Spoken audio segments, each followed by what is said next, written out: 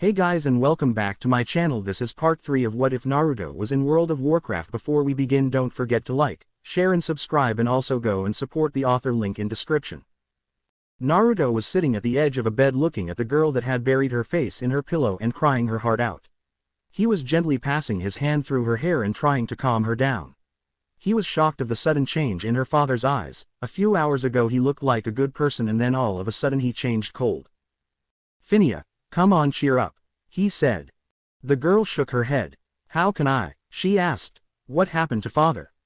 Naruto grabbed the girl by the waist and pulled her up. He then put her on his lap and entangled her in a reassuring hug. The girl put her head on his chest and continued crying. "And he even wants to send me to the monastery," she cried out. "Why?" The blonde boy shook his head. "I have no idea." "What am I supposed to do now?" she asked. "The guy he arranged for me to marry wants only power." Naruto gritted his teeth as he remembered Sasuke. He was also only after power and he did everything he could to gain that power. "Bastard," he said between his teeth. "Naruto, what am I supposed to do?" she asked, hugging the blonde tighter. "I have no idea," he responded, shaking his head. Suddenly the blonde's head snapped up as he was receiving the memories of the clone that had just been dispelled. Clone's memories. Naruto and the druid were running through the old town district of Stormwind. The druid had a desperate look on his face. He kept murmuring the names of the two friends he couldn't find. As they were running they suddenly bumped into a Scarlet Crusade member. "Watch where you're going, filth," he yelled. The druid gritted his teeth and was about to hit the Crusade member in the face with his mace when he thought of something else. "My apologies," the druid said with a bow that was mimicked by the clone. The Crusade member sneered and walked away arrogantly. The druid grabbed the clone by the arm and pulled him in an alley. He looked to see if there was anyone around. Not seeing anyone, he turned to the clone. "Can you send Naruto a message from me?" he asked. The clone nodded. "Dispel me and the message will reach him." "Dispel you?" asked the druid, not understanding. "Hit me hard enough and I will be dispelled. All my memories will go to the real Naruto," the clone explained.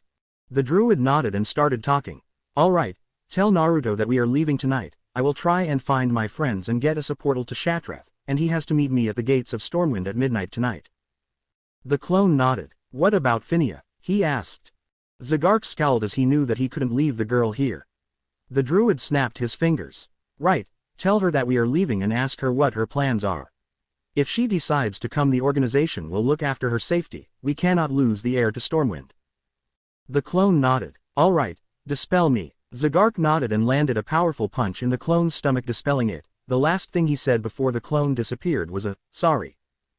End clone memories. Naruto finished looking over the newly received memories. He sighed and looked down at the crying girl and tried to find the words to tell her that he was going to leave. He was surprised that the druid wanted to leave so fast. He knew that he hated the Scarlet Crusade and the Crusade was after his head, but for him to leave so fast it meant that he knew something that wasn't good. "Phinia," Naruto said gently, "I have some bad news." The girl looked up at him with teary eyes. "What happened?" he asked. "Remember the clone I created?" he asked, and the girl nodded. "Zagark just dispelled it with a message. I am leaving tonight at midnight." The girl started tearing up more. "You're leaving?" she asked. She couldn't believe that the boy with whom she had fallen in love would leave right now in the most crucial moment, when she didn't know what to do and how to act with all the news she was receiving. Naruto nodded. "Yes, but Zagark said to ask you want to do." The girl blinked in confusion. "What do you mean?" she asked, not understanding. "I mean, are you staying here?" he asked. "Or do you want to come? Zagark said that the organization he is in will protect you." Phinia was surprised to hear that. Naruto was asking her if she was going to leave with him. She knew that if she would leave, her father would order the death of the druid and her love. She knew that things would go from bad to worse, but staying back here would only make things worse. She would be married to someone she doesn't want to, and she might even be turned to a mindless zealot for the Scarlet Crusade. The girl was about to respond when Naruto tensed. The boy got up and placed Phinia on the bed and he shifted in his little fox form. The girl was confused why he did that, but then the door started to slowly open. Phinia looked as an old man with yellow robes and yellow hood over his head entered her room. He had a long staff with a blue diamond at the end of the staff. Its end was also glowing white. "Archbishop Benedictus," said Phinia as she lowered her head in respect. The old man smiled and closed the door. "There is no need to bow to me, Phinia," he said. Phinia nodded and sat up. The old man sat down in a chair near her bed and took a deep breath. Well, I think you saw the situation here. Phinia nodded sadly. Why did all this happen? She asked. The man shook his head. I don't know, but many brave heroes were killed by the crusade and your father just seems to be blind to all of this. He even put in jail a rogue that had helped save 2,000 refugees 50 years ago, when the Plaguelands appeared. You mean one of the defenders from Stratholme? She asked with her eyes narrowed. The man nodded. I don't know why he did that, but it's too strange. Could the crusade? The man shook his head. I doubt that the crusade is behind this. Also, do you remember your guardian? He asked. Did something happen to Bolvar? She asked shakily. The old man shrugged. I don't know. All I know is that he deflected from Stormwind 2 months ago and he disappeared in the Swamp of Sorrows. Phinia gasped. Why did he leave? She asked. He was sick of all this, and the fact that Windsor disappeared in the burning steppes didn't help at all. The man answered. What's going to happen now? She asked. The old man looked at Naruto. The blonde boy looked back at him and saw something that made him wonder. He saw a glint of hope in his eyes were also pleading him. He didn't understand why. Was it that the man knew that the fox was actually a druid? They will send you to the monastery tomorrow, he said, shocking the girl more. The blonde boy started growling. The bishop looked down and his eyes became more pleading. Now Naruto was more confused than he ever was. Was this guy for real? Could he really see behind his transformation, or was it something more? What the druid said back there that the Byakko had mystical powers, did the rumor reach this guy's ears and was he pleading for a miracle? There was a knock at the door and the old man sighed. He sat up and walked to the door. Before he opened the door to leave, he looked at Phinia. If a chance of escape appears, take it, but return and unmask the evil, he said before stepping out of the room. A crusade member looked inside the room. You should pack for tomorrow, he said with an evil glint in his eyes. The door closed and Phinia looked at all of her belongings. She made up her mind. She started packing everything she needed for a long trip. The blonde boy looked at her curious. He changed back to his human form and approached her. He put his hand on her shoulder and asked. What are you doing? What does it look like? I'm packing, she said sadly. Don't tell me you are going to the monastery, he almost shouted in horror. The girl shook her head. No, she then looked up at him. I'm coming with you. Naruto was taken by surprise. She was the first girl he met that would want to go somewhere with him. Heck, she was the first to love him for who he was and not hate him for what he carried. Naruto smiled at her and started helping her pack her things. They tried to take only the essential. They took a robe that would mask her and would also keep her warm in case they would walk through cold places. They packed an extra blanket, big enough to accommodate 2 people. They packed some fruits they found in room, and Phinia then packed her clothes and some family jewels. Finally they took every single piece of gold, silver and copper that was in the room. When they were done, Naruto sat on the bed and looked at what they packed. 2 bags in total. It wasn't all that bad. Phinia walked up to Naruto and sat down on the bed next to him. She put her head on his shoulder and closed her eyes. Naruto placed his arm around her waist. Naruto, what will we do later on? She asked. The old man said that you need return one day and unmask the evil. Naruto answered. I don't know for sure what it means, but I think he wants you to return and take your place as the ruler. How will I do that? She asked. First of all, we will find the dragon so we can see if we can up your lifespan. Naruto answered. Then we will try and find allies to battle the crusade out of here. Phinia nodded and put her arm around the boy she loved. The entire day they stayed in the room waiting for the right moment to come, the moment they would leave and return only when they have enough power to take the city back and clean it of the crusade's taint.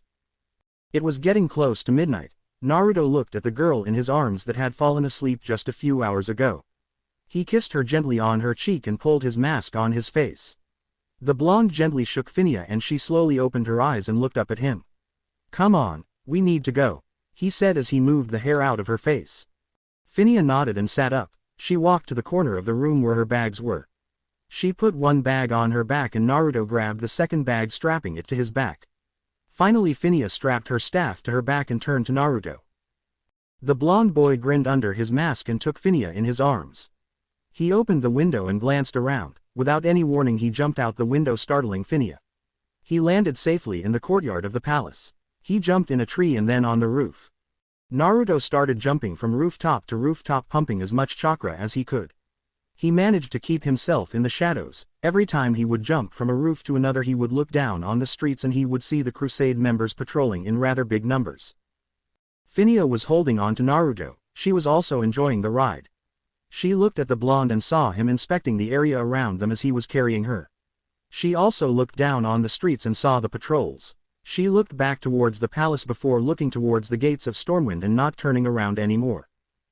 After just a few minutes, Naruto was pumping a lot of chakra. After all, they reached the gates. The blonde boy jumped on top of the gates and looked around carefully. Strangely, there were no guards. Surely the druid had something to do with it. The blonde then jumped down and walked in the forest outside the city walls. He hid himself behind a tree and waited. He put Phinia down and held her in his arms. His eyes were scanning the area around him, making sure that nothing would get him by surprise. Suddenly the blonde heard movement. He looked in the direction the sound was coming and saw the druid coming out from behind the bushes with his mount. "Good, you made it," the druid said and then looked at the girl. "All right, you also took the princess." Naruto nodded. "So were the others?" he asked. "Couldn't find them. Or more likely I know where they are but I couldn't strike. Demille is stuck in the mage tower. They will try and assassinate him tonight. Trinir was arrested and thrown in the stockades for attempting to murder Whitemane just a few days ago." The druid responded.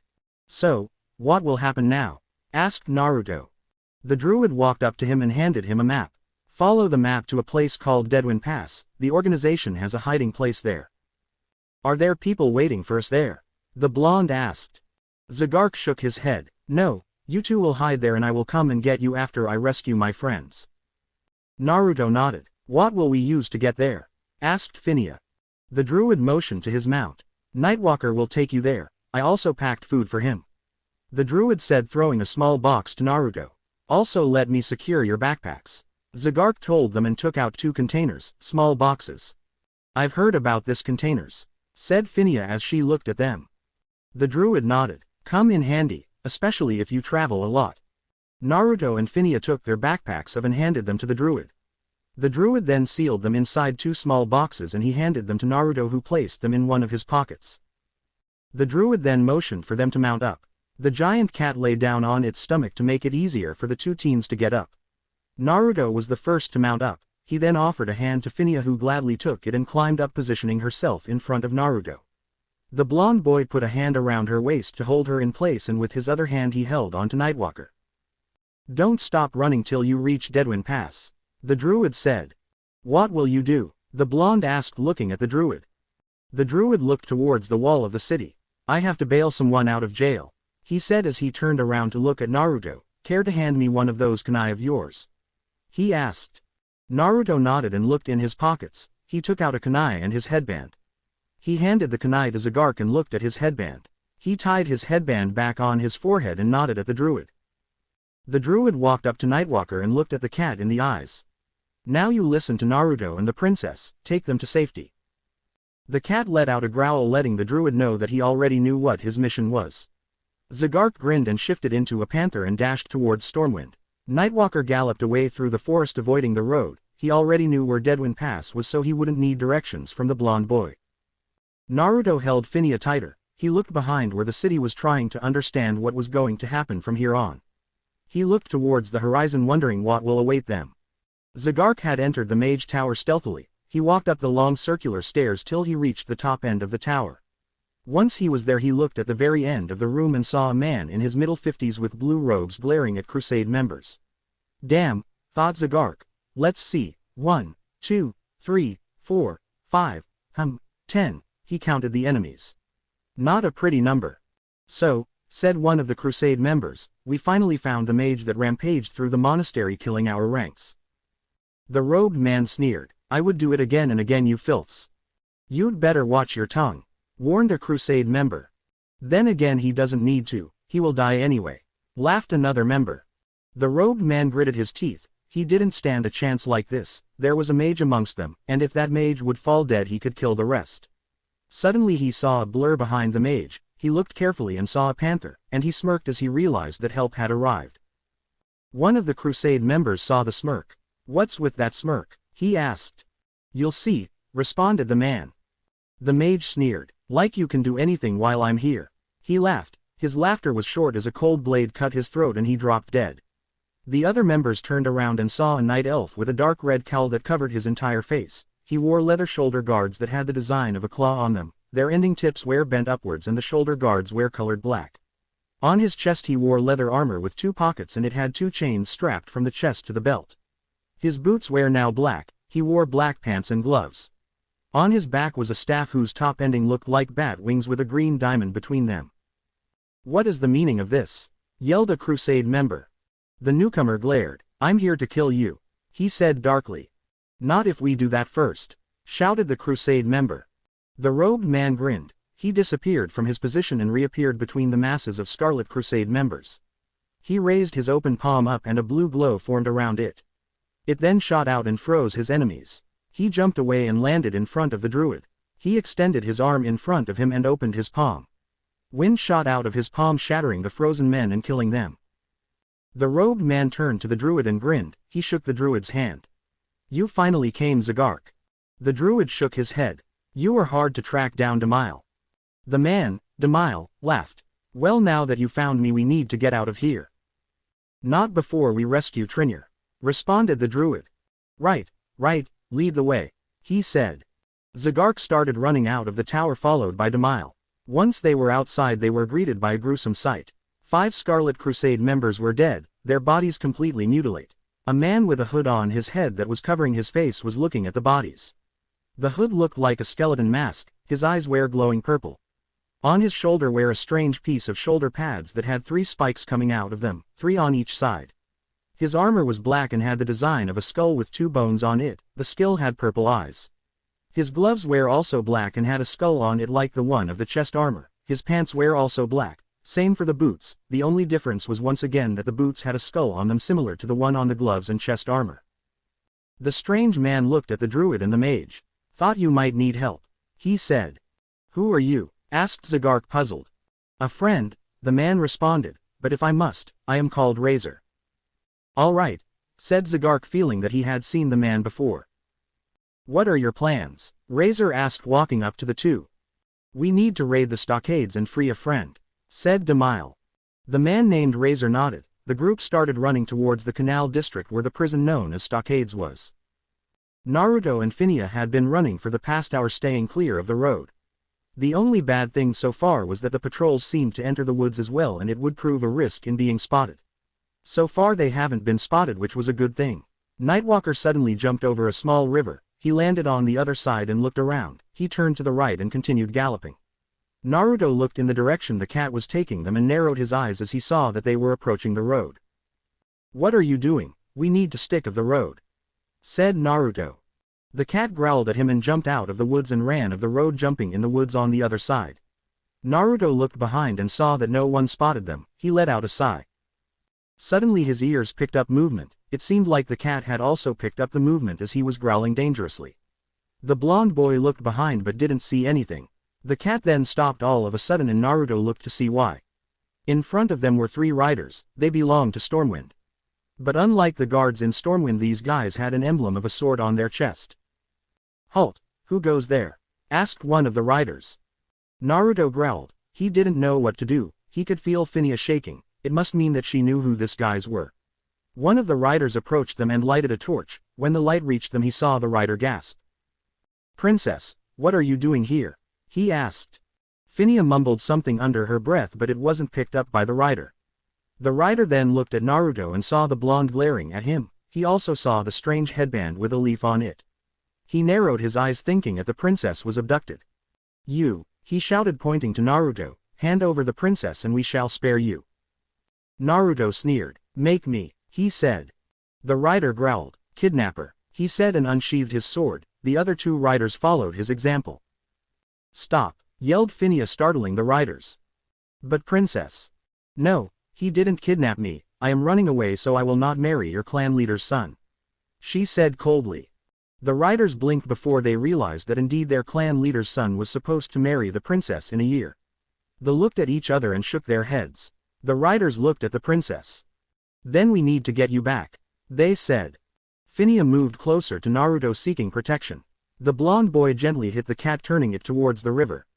The cat jumped up and started running towards the nearby river. The riders, seeing that the kidnapper was trying to escape, turned their horses towards him and charged forward with their swords drawn.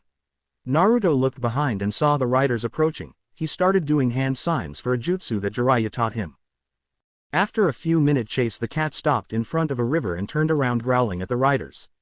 The riders approached slowly. The blonde boy grinned as he finished the last one-handed seal. Suiden no jutsu, Naruto said, and a water dragon shot out of the lake. The dragon let out a powerful roar and moved towards the blonde. The dragon's head stopped near Naruto. It was looking at the trembling riders. Phinia watched amazed at the creature Naruto had created. A water dragon. She had never seen anything like this before. The riders were trembling. They might be facing a demon and they didn't know. Without thinking, one of the riders charged with his sword raised. With just one thought, Naruto ordered the dragon to attack. The dragon roared and charged forward. The rider narrowed his eyes at the speed with which the dragon was approaching. He didn't have time to dodge and the dragon swallowed him. A few seconds later, the dragon spat the rider and his horse out. They were both dead. DDD demon, yelled one of the riders. Naruto tensed. He started throwing daggers and doing hand signs again, and this time faster. He gritted his teeth. He wouldn't take that kind of crap anymore. He was fed up with being called a demon. Doryuden, he said as the head of dragon came out of the ground and spat mud missiles at one of the riders throwing him of his horse. Naruto turned Nightwalker around and told him to move. The cat started running away along the river side. Then blonde boy looked at the riders, or at least the remaining one, and said, "Tell everyone that Byako is watching over the princess," and with that he disappeared in the night. Phinia felt Naruto's hand shaking a little. She looked up at him and saw that his eyes held sorrow for what he did. She took his hand in hers and brought it up and kissed it. She looked back up at the blonde who was looking shocked at her. "Don't listen to what they say, you aren't a demon," she said as she snuggled in his chest. Naruto smiled under his mask, held the girl he loved tighter. He didn't look behind anymore. He saw that they were approaching a bridge. Surely it was the bridge that would take them to Duskwood. Razor moved behind a guard. He took out his daggers and with a swift motion he cut the guard's throat.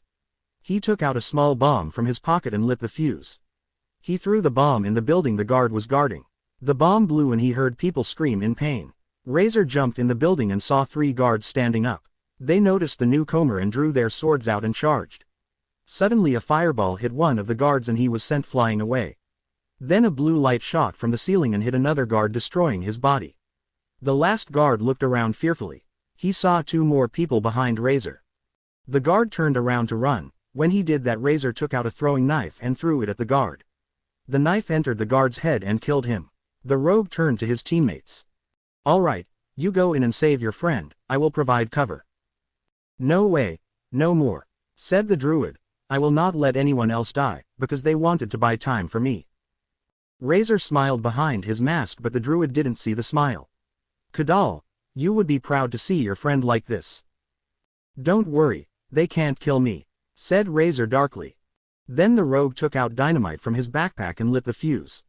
He walked outside the building and threw the dynamite towards a nearby arms shop. The dynamite blew up, destroying the shop. That attracted unwanted attention. "Why the hell did you do that?" shouted Demile. Razor looked at him. "I want to skin some crusaders, alive," he told them with a dark voice. Zagark shuddered for a second. "You sure you will be all right?" he asked.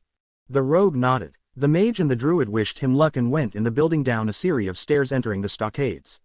Razor turned around and blocked the entrance. He took out another dynamite and lit it. He threw it inside the building and it exploded, setting the building on fire. That will buy them time, he thought. After all, there was a mage with the druid and the mage could open a portal and get out. "Someone bring water and put this fire out," shouted a guard. Razor turned around and saw more than 30 guards approaching. He even saw Scarlet Crusade members. He grit his teeth and tightened his hold on his daggers. "They will pay for what they did to you, Kadal," he thought as he took a defensive stance. Zagark and Demile had been running through the stockades for quite some time. They still didn't find the target, but they did find Trinier's weapons and armor. Running a little more, they reached a cell that was locked with more than 1 locks. Demile froze the locks and then Zagark with his mace destroyed them. They opened the door and walked inside the cell. "You came to finish the job?" asked someone. "Trinier," Zagark asked, uncertain. They heard a gasp and looked in the dark end of the cell. Someone was there. They looked carefully as someone was coming out of the shadows. As the figure stepped out of the shadows, Zagark smiled happily. "Finally, we found you, Trinir," he said. "Zagark," shouted the figure, a night elf woman that looked to be in her early 30s. She ran up to the druid and jumped on his, entangling him in a hug. The druid laughed at her antics. She then broke the hug and turned to Demile and hugged him as well. "Nice to see you too, Trinir," the mage said with a smile. The woman broke the hug and looked at them. "So I guess you here to bail me out." "Correct," said Zagark. "Here, these are yours," he told her as he handed her a backpack with armor and weapons. The woman nodded and took them happily. She walked in the dark end of the cell. "What are you doing?" asked Zagark, raising an eyebrow. "Going to change," she told them. "Or do you want me to change in front of you?"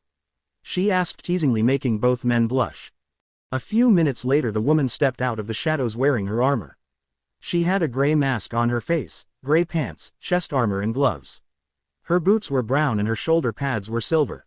Her pants and her chest armor had many pockets, her shoulder pads had 2 spikes on each and a chain attached to them. She had 2 daggers attached to her waist. The woman's long blue hair was tied in a ponytails. "All right, now I'm ready," she said happily. "Good," said the mage, who closed his eyes. He then moved his open palm in front of him and opened his eyes. A portal opened in front of him.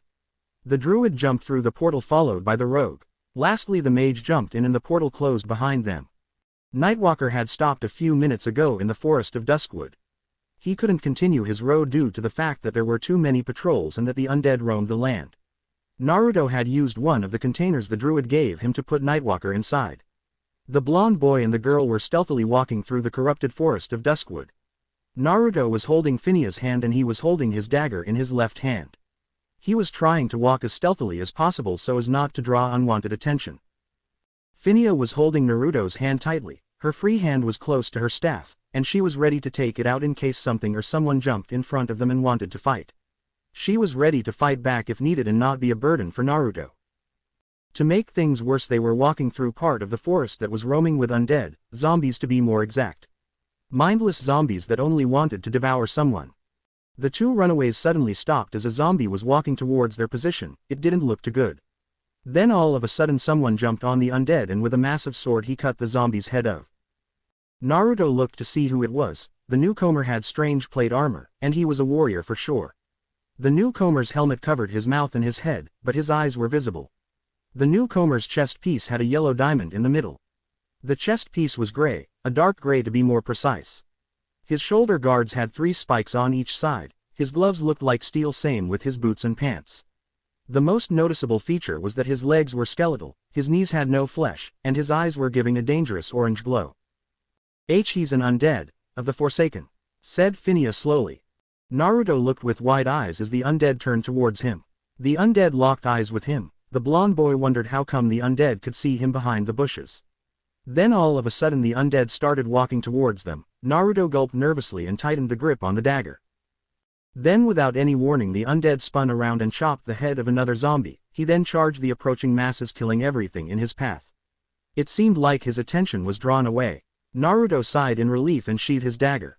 Not wanting to risk anything like this anymore, he took Phineas in his arms and jumped on the branch of a tree and started running through the forest, jumping from branch to branch. The undead looked in the direction Naruto had run and gave a small nod before turning towards the mindless zombies. Zagark, Demile and Trinir ran as fast as their legs could keep them. The druid had explained his companions what had happened and they were shocked to hear about the princess. The group ran up some stairs and stopped in front of a large door. The meeting room was beyond the door, and if he was right there should be a meeting right about now. The druid opened the doors and stepped in. "Trouble," he yelled out. Everyone in the room looked at the druid in shock. "Holy crap," shouted a man. "This is the first time I hear him shout." "Zagark, what ya doing?" a dwarf asked. Zagark was with his hands on his knees panting, same with Demile and Trinir. The occupants of the room widened their eyes as they saw Demile and Trinir. "Demile, Trinir," shouted a member, "you escaped." "Forget that they're alive," shouted another member. Zagark looked up. 50 people were in the room including the leader, a beautiful night elf woman with long silver hair and green eyes. The woman was dressed in a robe that had a violet line in the middle coming down from the chest. Her shoulder pads were violet and had a golden line in the middle. She had a neck protector with golden lines designed on it. The woman looked at Zagark and blinked. What happened to you? She asked kindly. Vaughn, do you remember Naruto? Asked the druid looking at a dwarf in the middle of the room. What about him? The dwarf asked. I ordered him to kidnap the princess. He responded. What did you do? Shouted almost half the people in the room, making the druid flinch. Zagark, the leader said sternly, why did you do that? You all know of the Scarlet Crusade, right? He asked. Of course we do, responded a man with golden armor. Well, the princess's father wanted to send her to the Scarlet Monastery. There were gasps in the room. Everyone held great respect for the King of Stormwind and his daughter. Phinia had been kind and generous to the organization members in the past, though she didn't remember about the organization since they changed their tabard a lot. That is outrageous, yelled a paladin. You're telling me, asked Adrene. 1. Zagark, where ya sent the boy? Asked Vaughn. Deadwind Pass, at the hideout, responded Zagark. Everyone started to talk among each other. Do we have people there? Asked a woman. The leader took out a map and some documents and looked over them. She studied them carefully and then shook her head. The last member left Deadwind a month ago, she said. Who is the closest to Deadwind Pass? Asked a gnome. We have Garden, who is in Stranglethorn, or at least he was a week ago, said the woman. Then we have Roran in Burning Steps helping with the fight against the Blackrock. They are too far away, said Demile. Yes, we need someone closer, Trinir added. We have no one close to that area, said the leader sadly. Who is the closest to the Dark Portal then? Asked Zagark. The leader looked over the documents and took out another map and started studying it. She shook her head again, getting angry. Andisel is in Nagrand, Uviel and Hestus are fighting in Shadowmoon, Yon is in Zangramarsh, there is no one close to the Dark Portal. The leader said, gritting her teeth. Where are the rest of the members? Asked Trinir. There are only 50 people here. The leader nodded. The majority is fighting in Blade's Edge Mountain, and then we have about 30 people in Eastern and Western Plaguelands fighting the Scourge. What are we supposed to do? Asked Demile. I told Naruto I will go and get him, I will do that, said Zagark. Dude, the Dark Portal is at a week distance from here, said a warlock. Damn it, I have to get there. We can't open any portal because Stormwind is the closest and we cannot go there, argued the druid. Why not? Asked another druid. Simply put, we had to fight the guards to save Trinir. Demile answered. We might be labeled enemies of Stormwind now. The good thing is that Ironforge, Darnassus and Exodar surely won't declare us their enemies, Trinir said. How do you know that? Asked someone from the group. We can tell them about the Scarlet Crusade, Demile answered. We can't do that. Do you know what will happen then? Asked a rogue in the room. I think I do, said Zagark. The alliance will break and the horde will stomp over it and all capitals will fall. We have to do something nonetheless, we cannot let the princess die, shouted a shaman. True, said the leader. She is the one that has to take the throne of Stormwind and she is the most capable, unlike those power-hungry clans in Stormwind. Then what should we do? Asked a mage. We need to alert our people, everyone, said the leader sternly. Do you mean that? Yes, Zagark, the leader answered. We need to split up. Felma, I think you are the most suited for it, said Demile to the leader. You know better how we need to split. Right, said the Felma. Zagark, Demile, Trinir, Vaughn and myself will go and find the boy who is guarding the princess. I also want Aleandra, Hudis and Juklum to come. What about the rest? Asked a hunter. The rest of you go to Nagrand, Shadowmoon, Zangramarsh and Blade's Edge Mountain and tell the others what happened, the leader instructed. What do we do after that? Asked a gnome. After that, wait for new orders here in Shatrath, she said. Bad idea, pointed Zagark. Why is that? Asked Felma. Stormwind might send people after us here since they know our headquarters is here, answered the druid. The leader cursed. Then all of you go to Zangramarsh and wait at the Cenarian expedition camp for new orders. And the guys in Plaguelands? Asked Adrene. What about our 2 men in Burning Steps and Stranglethorn? Asked a hunter. Me and my team will take care of that, said Felma. I want you Hudis, Aleandra and Juklum to go to Ironforge, then Burning Steps and find Roran. She said. Me, Vaughn, Zagark, Demile and Trinir will fly to the Dark Portal, it's the fastest way to Deadwind Pass. There was a chorus of, yes ma'am, and everyone started to run out of the room to grab their things and do what they were instructed. The leader of the organization and her team stayed in the room a little longer. Alright, what else we need to know? Asked the leader. Zagark cleared his throat. There might be something else after the boy. And that is? Asked the leader. The Scourge or the Burning Legion. They have spies watching him, he noticed them. Why are they after him? Asked Demile. Zagark closed his eyes and let out a sigh. He opened them and answered. He has a hidden power. 4 riders could be seen speeding through a thick forest with creatures that surpasses any imagination. All of them had determination in their eyes. A crow was flying above them with its eyes focused on a massive door in the horizon. One of the riders, a dwarf, had a red helmet with 4 eye slots that were glowing yellow. It had 2 horns that ran along his neck. His shoulder pads resembled the face of a demon whose mouth was open and a powerful red light was coming out. It looked like fire. The shoulder pads also had a horn in the middle. It was short and it also had 2 more horns near the end that was at the neck. They were going along the shoulder towards the head's mouth. The entire armor was red, a dark red color, and his gloves were black and metallic. The dwarf had a long sword strapped to his waist. Its hilt had the design of a dragon. On his back was a shield that had in the middle a demon's head whose mouth was open and was glowing red. His eyes were glowing bloody red and had 2 horns that pointed downwards. He was riding on a strange machine. Another rider, a man, was wearing a long robe with a hood over his head. The hood had an icy blue color, 2 spikes behind it and a blue diamond on its top. His shoulder pads were like a semicircle. A few inches away from it 4 ice shards were floating. The shoulder pads had spikes made out of ice all around the edge. His gloves had icy blue tips on the fingers. His robe had icy blue lines and in the middle they created blue diamonds. In the rider's back was a long staff that had a claw-like design on its top end. It looked like it was holding an ice shard and it was leaking out a light blue smoke. He was on top of an armored horse. The third rider, a female, was dressed in a robe that had a violet line in the middle coming down from the chest. Her shoulder pads were violet and had a golden line in the middle. She had a neck protector with golden lines designed on it. Her gloves had violet tips on the fingers and on her back she had a staff with a wing design on its top end. They resembled angel wings. She was riding on a white panther with light blue armor on it. The fourth rider, again a female, she had a gray mask on her face, gray pants with black lines on them, a gray chest armor and gray gloves with a skeleton head designed on each. Her boots were brown and her shoulder pads were silver. Her pants and her chest armor had many pockets. Her shoulder pads had 2 spikes on each and a chain attached to them. She had 2 daggers attached to her waist. She was riding on a black panther with gray armor on it. The crow looked down at the riders and started descending. Then the crow landed on the third rider's shoulder and looked around. The rider looked at the crow. Saw anything, Zagark? She asked. The crow locked eyes with the female. The gate is at the horizon. The Alliance and the Horde are still battling the demons that are trying to enter the portal and stomp over Azeroth. Like always, said the fourth rider shaking her head. Oi, stay focused, the dwarf shouted. Why didn't we take the griffins? Asked the second rider. It would have been faster. The Griffin Master said that the Legion is trying to down anything that is flying. Responded Zagark. But we have our own griffins, argued the second rider. Demile, they would see us and attack us and that would make us late.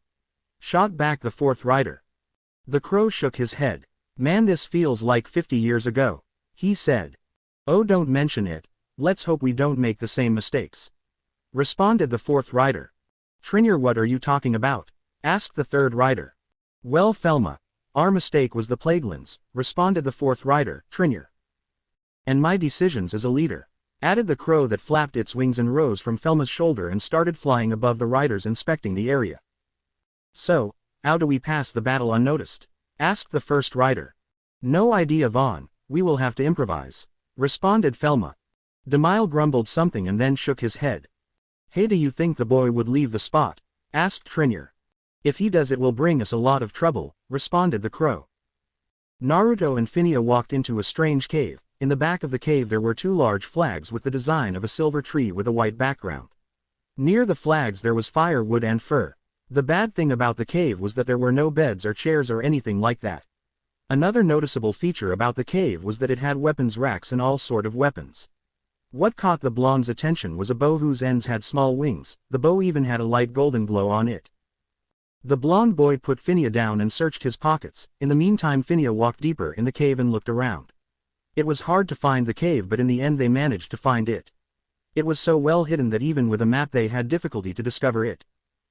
There were two popping sounds in the cave and Phinia turned around and saw the large cat Nightwalker near Naruto, and the blonde boy was patting it on the head and feeding it a large piece of meat. When he was done with that, the blonde walked up to Phinia and continued inspecting the cave. Naruto walked near a flag and saw a book near it. He picked it up and opened it, looking for the most recent ad. He saw a date and the druid's name. He started reading it. December 1st, year 26, entry by Zagark. The dark portal opened. I can't describe the horrors that were coming out of it. If the Plaguelands wasn't enough, now we have to deal with this. Demons like I've never seen before came out. Succubuses, voidwalkers, hellhounds, these are the ones that we know of and came out of the portal. But what followed after, the most shocking thing I have ever seen. A creature of such power, it looked like the dreaded Archimonde, but we all know that Archimonde died in the Battle of Mount Hyjal. I was one of the druids that fought that day, a day to remember how the Scourge was pushed back and the Tree of Life was defended by both Horde and Alliance. But this creature, no, it looked like Archimonde, but it was smaller, its power, as great as Archimonde, I believe. The beats shocked us all to the core when he created a giant fireball in his left hand and threw it at one of our ballistas, making it fly in the ground of the crater and destroy everything in its path. Our organization fought valiantly. We lost a few, may Elune rest their souls, but in the end we defeated the beast. Our next stop was passing the portal in. Naruto stopped reading and flipped the pages, trying to find the most recent entry and find some answers. He was curious what the organization was and what was happening in this world. He finally reached the last entry. July 22nd, year 29, entry by Garden. Things have gone way too wrong. We have raided Karazhan and it was a failure. Too many undead jumped on us and we had to pull back. Medivh sent everything he had to push us back. I don't know why he would try to get us out like that. He sent even that rider on us. Tina died by the hands of the rider, that ass. I had stationed the guys, and gals to guard the entrance. The Alliance were stupid enough to enter and try to finish what we couldn't do. Needless to say, after a lot of screaming, everything fell into a morbid silence and no one came out the entire day. The two guys that were studying the place warned us not to go inside unprepared. We were fools not to listen to them, and now we paid the price, and that was Tina's blood. Nuziar tried to go back inside and avenge her. I swear this paladins are insane. They just don't understand that we can't do anything to stop someone's death. Right now I came back here to resupply and write down what happened. I'm going to Stranglethorn to take a boat to Kalimdor and find the Horde organization and plead them to help out. The leader was right when she said that we were fools to fight the Horde all the time instead of just allying with them and solve all these problems. Hell, the demons might be laughing at our foolishness now.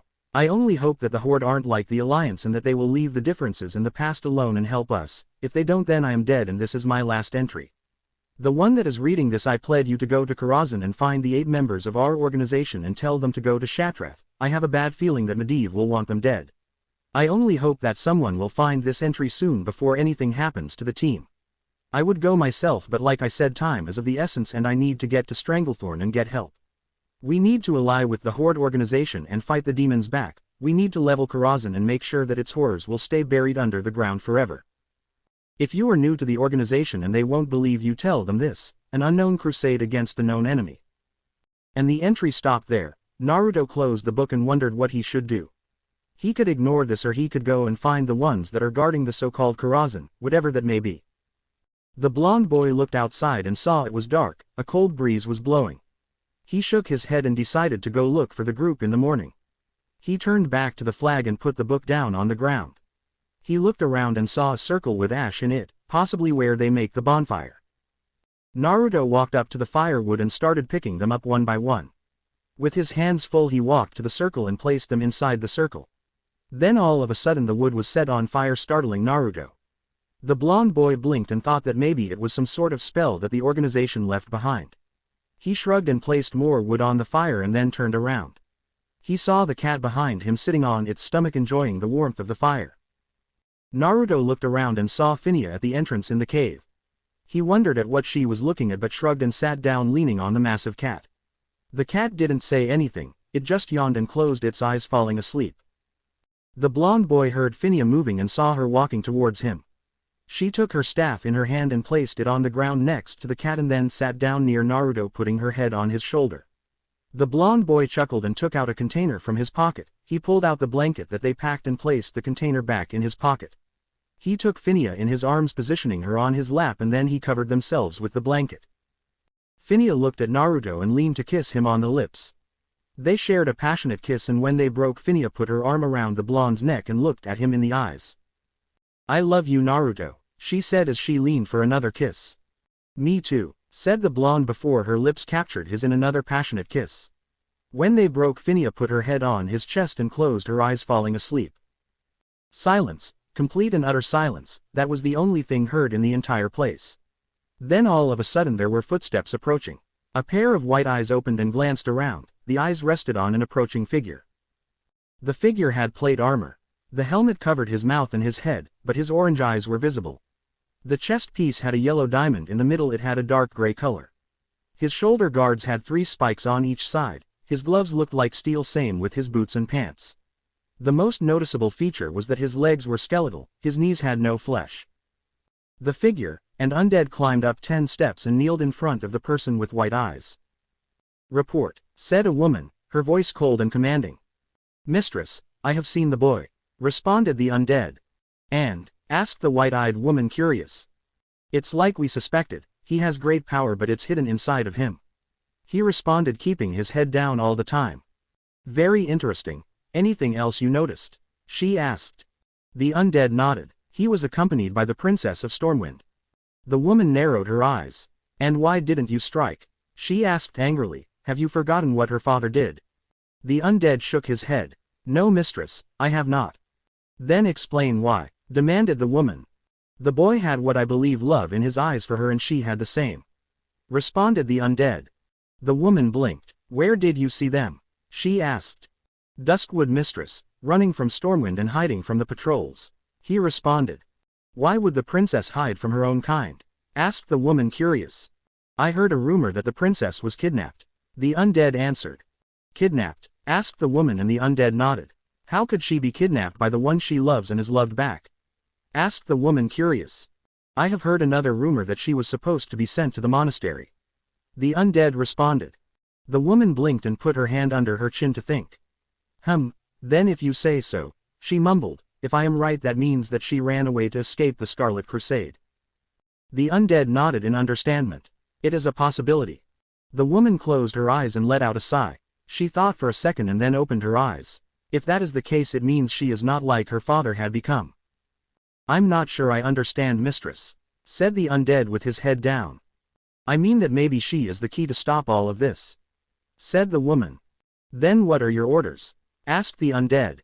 "Take a group, the ones you know are most loyal, and bring the boy and the girl here before me, unharmed," she ordered. The undead nodded. "I shall do as you order," he said. "Know this, if they have a single scratch, the punishment will be dire," she said darkly. "I understand, I shall make sure they are unharmed," the undead responded. Then the undead stood up and bowed one last time to the woman and turned around, leaving the chamber. The woman closed her eyes and a smirk appeared on her face as the plan for her vengeance and her kin's vengeance would be fulfilled. The next morning Naruto was the first to wake up. He carefully placed Phinia on the ground next to the cat and got up on his feet. He checked through his pockets and took out a container. He opened the container and a backpack came out. Naruto opened the backpack and found enough food for the 2 of them. Naruto took out some bread, meat, and milk and placed them on the ground near the circle. The fire had extinguished over the night. He had to light it back up. He walked to the pile of wood and started picking it up. He walked to the circle and placed the wood in the middle. They suddenly caught fire. The blonde boy then prepared the fireplace so he can cook the meat. "Hey Kit," said a voice in the blonde boy's head. "Kyuubi," he mentally asked, "where have you been all this time?" "Sleeping," answered the fox, making Naruto twitch. "Why the hell were you sleeping?" he asked, annoyed. "That doesn't matter. Now I looked over your memories and I have to say that you can't stay here for long." "Why is that?" the blonde boy asked. "Well Kit, the druid told you to wait for him here, but don't you think that someone else might find you?" the fox asked. "Someone else?" the blonde asked, puzzled. "Who could find us here when I had trouble finding this place with a map?" "It's like this, yes you did have trouble, but those guards might have tracking dogs, and if they do they will follow your scent till they find you, and when they do they might come in rather big numbers," explained Kyuubi with a yawn. So what do you suggest?" asked Naruto. "You need to leave and find a new place to hide." "But what about Zagark?" he asked. "I mean he won't be able to find me later." You may never know that for sure, but right now it is important that you make sure your mate won't get taken back and you won't be fed to the dogs," said the fox, making Naruto blush at the mate part. The blonde boy sighed. "All right, I will think of a plan or something." "Good, in the meantime you should do that request you saw in the book." "You mean finding the organization members?" asked Naruto. "Yes, it will come in handy, trust me." "Why does it sound like you know something and I don't?" asked Naruto. Kyuubi started laughing in his cage. "That's because I know something." "Great." Naruto then looked at the sleeping girl and became puzzled. "What will I do if I leave?" he asked. "I can't leave Phinia by herself." You're right. Tell you what, you summon me out and I will look after her." "No way, you might try and kill her then rampage this entire place." Naruto mentally yelled. "Are you an idiot?" roared Kyuubi in the boy's mind. "I will not do such a thing. I thought I told you that I am here to help, and no, I have no need of destroying anything. The druids took away the curse that was on me. I'm back to myself," said Kyuubi, irritated. All right, just don't scream anymore," said Naruto. "But how will I summon you if I can't summon the toads?" he asked. Kyuubi was silent for a second when he came with an answer.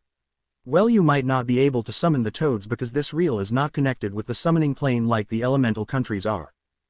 "Oh, that might be right, and I can summon you because you are here?" he asked. "You're not dumb, that is right, just add my name when you summon me," Kyuubi explained. Naruto nodded and took the meat away from the fire as it was already cooked and placed it on a tray. He stood up and bit his thumb. He did the necessary hand seals and slammed his palm on the ground. "Kuchio's no jutsu. Kyuubi no kitsune," Naruto said silently. There was a poof of smoke and Naruto moved back a little. The smoke cleared and it revealed a strange man with a bloody red cloak and hood over his head. He had 9 tails swinging behind him. The man turned to Naruto and grinned. "So good to be outside," he said, stretching his arms and legs. "Kyuubi?" asked Naruto, blinking. The man turned and looked at Naruto and nodded. "What, are you surprised that I have a human form as well?" he asked with a smirk. Naruto nodded dumbly. "Why didn't you tell me before?" he asked.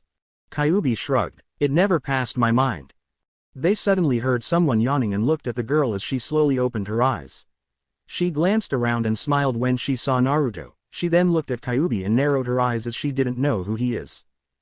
Her first reaction was to grab her staff and get ready to fight. Naruto stopped her before she could cast a spell on Kyuubi. "Naruto?" she asked. The blonde boy smiled at her. "Don't worry, he is a friend. But he feels like a demon," she said, blinking. Kyuubi raised an eyebrow. "How do you know I am a demon?" he asked. "Priests like hunters can feel demons," she said. "Who are you?" she demanded.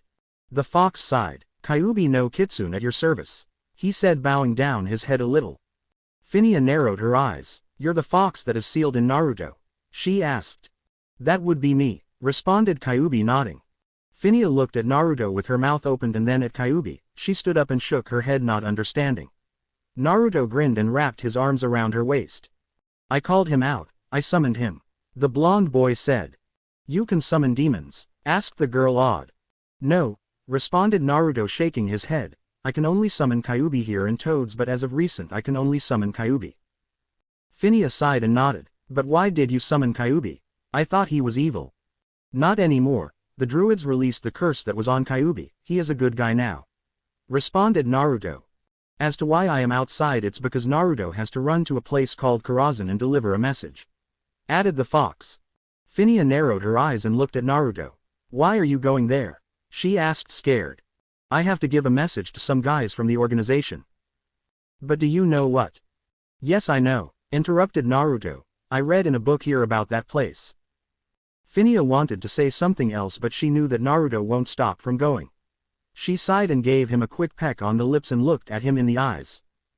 "At least be careful," she said. Naruto nodded, grinning. "Come on, let's eat," he said as he pointed to the tray with meat, the bread and the milk. Phinia nodded and sat down with Naruto and started eating. In the meantime, Kyuubi was looking at Nightwalker in the eyes. The cat was looking back at Kyuubi. Suddenly the cat growled at Kyuubi and the fox narrowed his eyes. "What do you mean by that?" he asked angrily. The cat growled again and the fox's mouth opened and he started gaping. Naruto glanced at them, wondering what they were talking about. It seemed like Kyuubi can understand the cat. I will have you know that is not true, said Kyubi with a huff.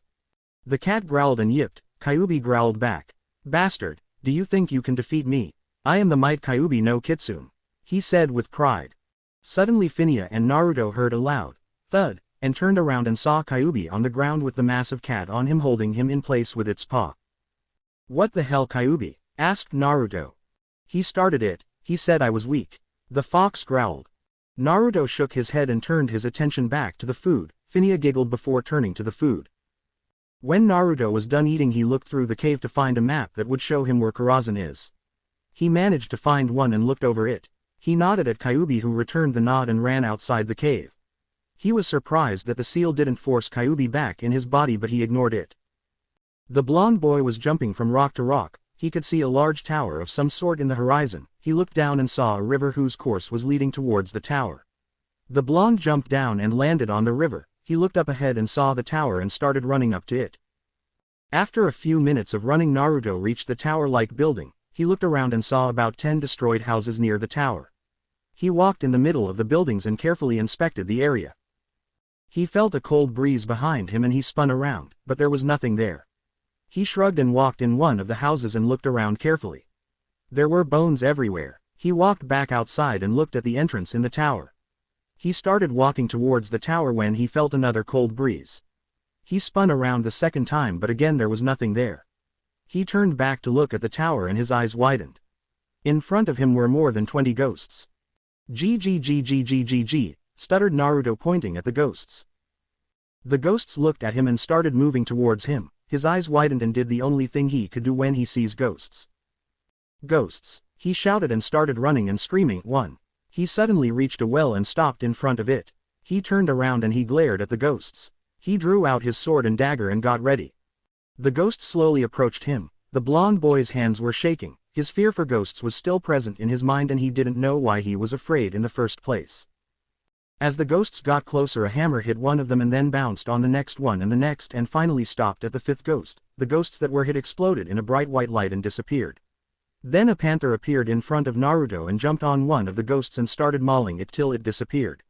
If that wasn't enough, an ice bolt shot towards another ghost killing it. Then a violet light attached itself to another ghost that slowly started dying. A paladin jumped out of nowhere and started cutting through the ghosts like they were butter. The panther was swiping them and jumping from a ghost to another. The two worked together as a team, protecting their backs and making sure that nothing hits them from behind. Needless to say that the ghosts were killed in just a few seconds. The boy looked at the panther that turned to him and locked eyes with him. The panther slowly approached Naruto and started shifting. When the panther was near Naruto it had already finished shifting and instead of the panther stood a young female night elf. She inspected Naruto and then talked. "What are you doing here, boy?" she asked rather rudely. "I'm here to give a message to a group," he responded. "What message, boy?" asked someone and Naruto turned to see a man with golden armor approaching. "That the group under garden needs to return to Shatrath," said Naruto. "Why would he do that?" asked the paladin. "If he wanted us to return to Shatrath he would have come and tell us." "He left for Stranglethorn," responded Naruto. "He did what?" asked the druid. "Wait, how do we know you are telling the truth?" asked the paladin. "I read his entry in the book in the cave," the blonde responded. The man blinked and looked at the druid. "How can we trust that you are telling the truth?" the druid asked. "An unknown crusade against the known enemy," responded Naruto. Now both the druid and the paladin blinked. Then the paladin whistled and Naruto looked around to see 2 more women and 4 more men coming out of different hiding places. "Alright everyone, pack and let's get out of here," declared the paladin. "Why?" asked a gnome. "You heard, it was the password. He is from the organization. Come on, open a portal," answered the paladin. A dwarf nodded and opened a portal and the members started walking through. The druid grabbed Naruto by the arm and started dragging him after her. "Wait," said Naruto. "What?" she asked kindly this time. "I can't come, I left someone behind," he answered. "Who?" asked the druid. Naruto freed his arm and turned around and leapt away. The druid shook her head. The boy reminded her of someone from the organization. She walked through the portal and the portal then closed behind her. As the blonde boy was running he suddenly felt like he had become stronger, like he had gained a whole new power. His mind sharpened, his reflexes and speed boosted, he felt like he could wield his weapons much easier, he felt like he had more stamina and that his spirit strengthened. The blonde boy started climbing up a cliff. When he reached the top he looked back and saw a dark cloud over the tower which he didn't see before. He looked down on the road and his eyes narrowed as he saw about 20 Scarlet Crusade members and 20 Stormwind guards with dogs. Naruto jumped away running towards the cave where he left Phinia. As he entered the cave he saw Kyuubi lying down on the ground eating an apple. He looked around and saw Phinia reading the book he had read last night. Kyuubi sensed Naruto walking in and sat up. "So did you find them?" he asked. The blonde nodded. "Yeah, and they left." "Good, now what do we do?" he asked. "We have to leave, that's what we do," responded Naruto. That started packing everything. "Why are we leaving?" asked Phinia looking at Naruto. "It's like Kyuubi said, they are tracking us down with dogs," the blonde responded. Phinia gasped and placed the book down. She ran up to Naruto and started helping him pack everything. Where will you go now?" the fox asked. "We need to leave this area, if we could reach wetlands or Arati," responded Naruto looking out through the cave's entrance. "Why Arati?" asked Phinia. "Sylvania and Saya are there, they might help us," responded the blonde. "Not a bad plan, and we are in dwarf territory there. Then we could go to Blasted Lands at Netherguard Keep and take a griffin from there. The news about my so-called kidnapping couldn't have reached there yet," said Phinia. "Where are the Blasted Lands?" asked Naruto. Phinia took Naruto's hand and walked with him to the entrance of the cave. She pointed towards the mountains to the northeast. "Beyond those mountains, to reach it we need to go through the Swamp of Sorrows following the road," responded Phinia. Naruto cursed as he knew that he cannot climb those mountains, they were too high and the temperature might be too low for them. He turned around and walked over to the massive cat. "All right, in you go," he said as he opened a container and the cat disappeared inside. The blonde boy then took out another container and pulled out a gray robe and threw it to Phinia. The girl nodded, understanding what he meant by that, and put the robe on her. Kyuubi dispelled himself and went back in his cell. Naruto looked around the cave one last time to see if they got everything they needed. Satisfied, Naruto walked over to Phinia and took her in her arms. "All right, Fox, give me your chakra, I will run till we get to Netherguard," he thought. Red swirls appeared around Naruto, his eyes turned to red slits, his whisker marks became more accentuated and his canines grew longer. Phinia gasped at the sudden change, and before she could say anything Naruto dashed out of the cave at blinding speed. "Naruto, what happened to you?" Phinia asked while Naruto was carrying her. "What do you mean?" the blonde boy asked, not understanding. "What happened to your appearance?" she asked. "Oh, this," asked Naruto. "Well, every time I use Kyuubi's chakra my appearance change. Don't worry, I'm still me," he said reassuringly and giving her a warm smile. Phinia nodded and put her head on his chest and closed her eyes.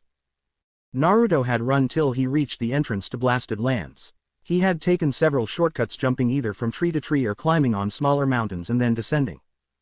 When Naruto had passed the so-called Swamp of Sorrows he had to be stealthily once again, as the area seemed to be populated by the Horde. Phinia had told him that the Horde has an outpost in the swamp unlike the Alliance.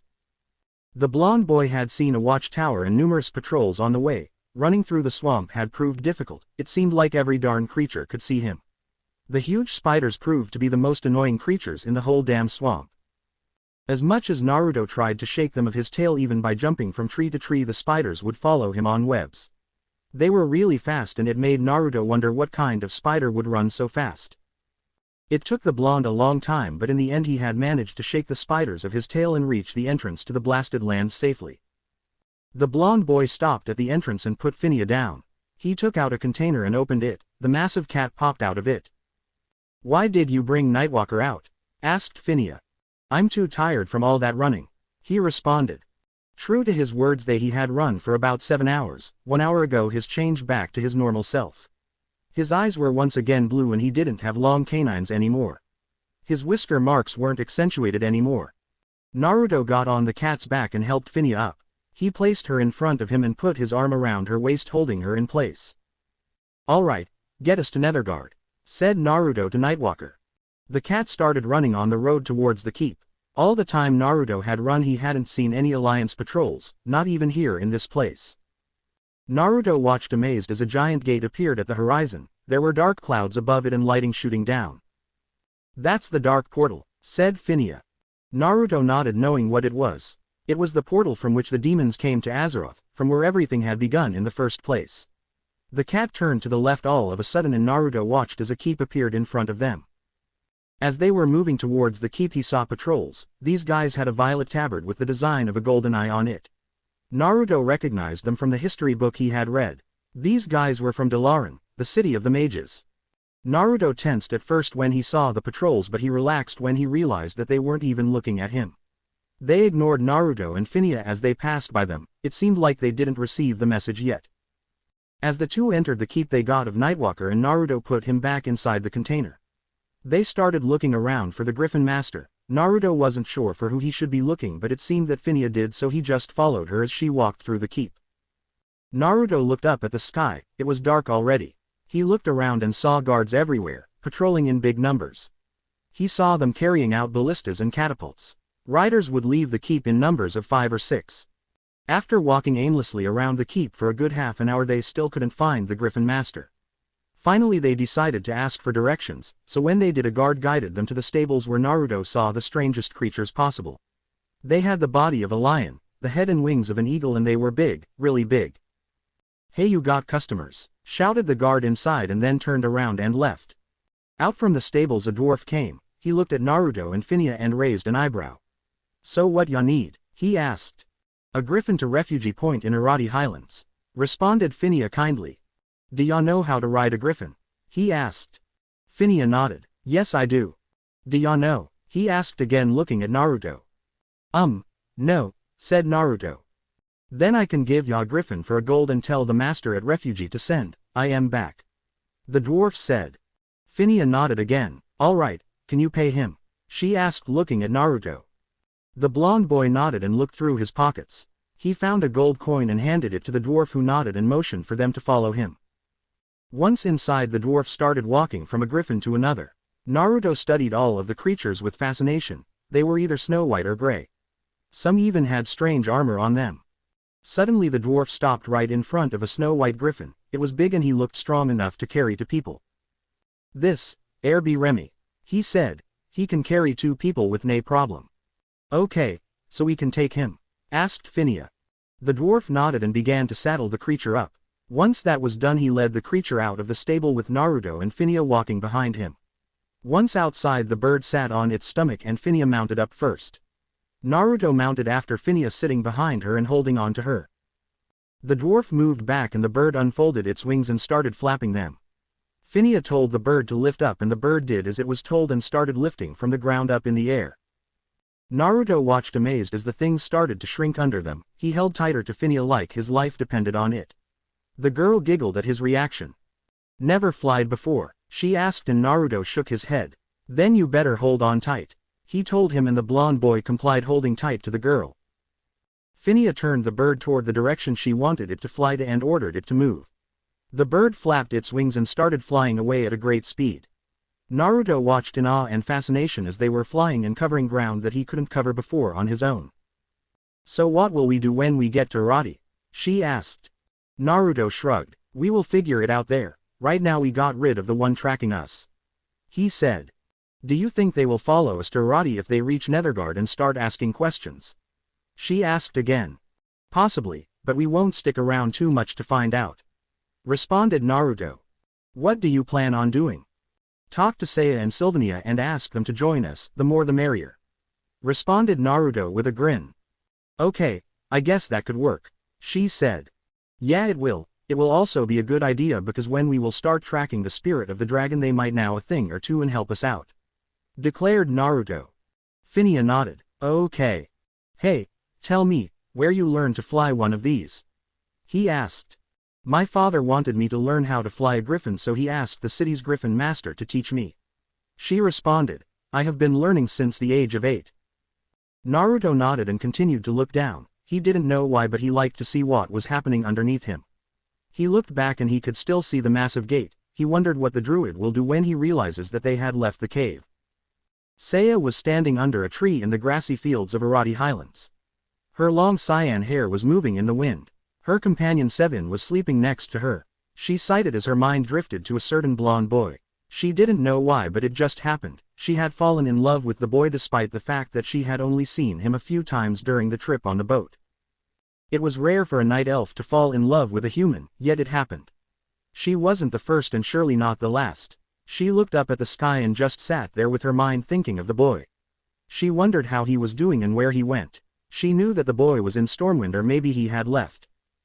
For her, ever since she came to this place, it was a constant battle with the ogres in Stromgarde Keep, or with the Syndicate.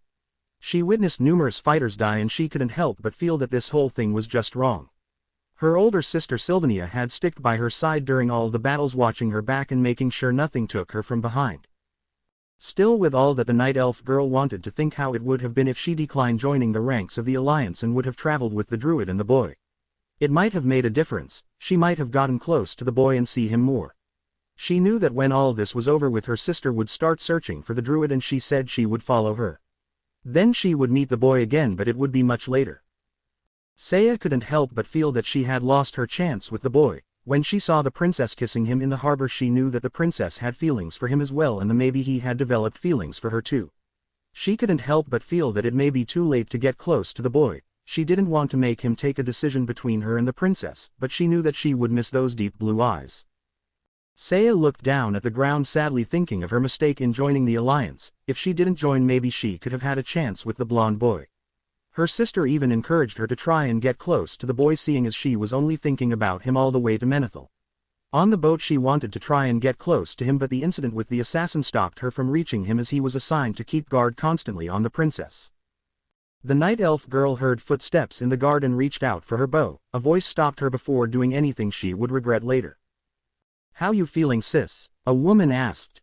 Saya retracted her hand from the bow and turned her head around to look at her sister. She sighed before answering.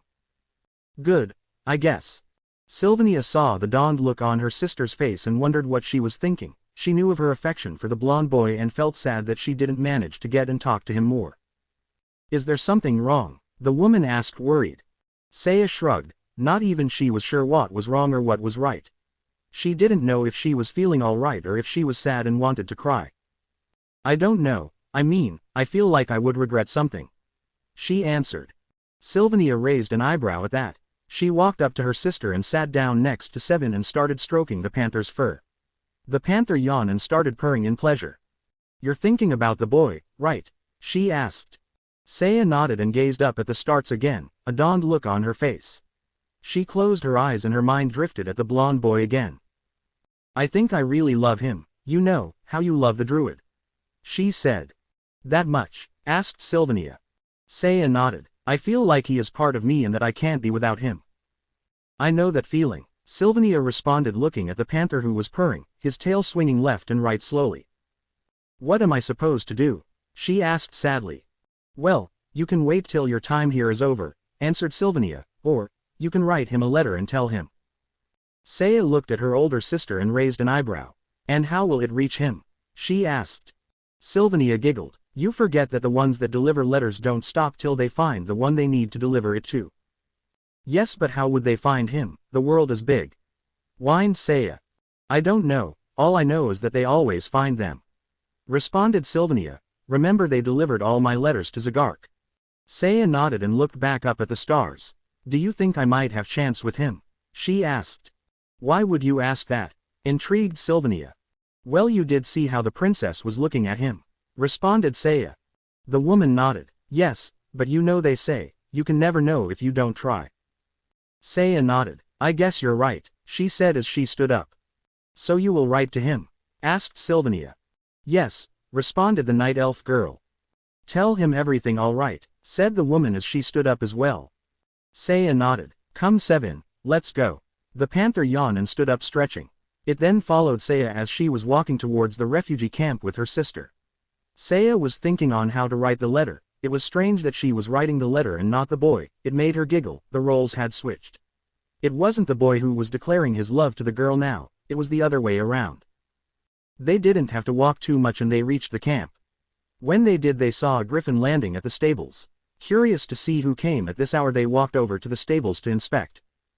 Naruto and Phinia reached Arati Highlands in just a few hours. Their flight was uneventful. The blonde boy was enjoying the sights. As they landed in the stables in Refugee Point, Naruto got of the griffin and handed a hand to Phinia that gladly accepted. He helped the girl dismount. Phinia lowered her hood and walked to the griffin master, a dwarf. She explained to the dwarf that he needs to send the griffin back to Netherguard Keep. The dwarf nodded and walked to the griffin and sent it on its way. The blonde boy took Finnia's hand and walked out of the stables. Finnia put her head on his shoulder and followed him. Once outside, the boy looked around to see if he could spot anyone familiar. His eyes rested on two night elves, a woman and a girl. It seemed like they noticed them. He raised his free hand and waved at them. But something was strange. At first he saw a smile on the girl's face that disappeared. When he waved to her, she lowered her head and turned around and left. He was puzzled, like always.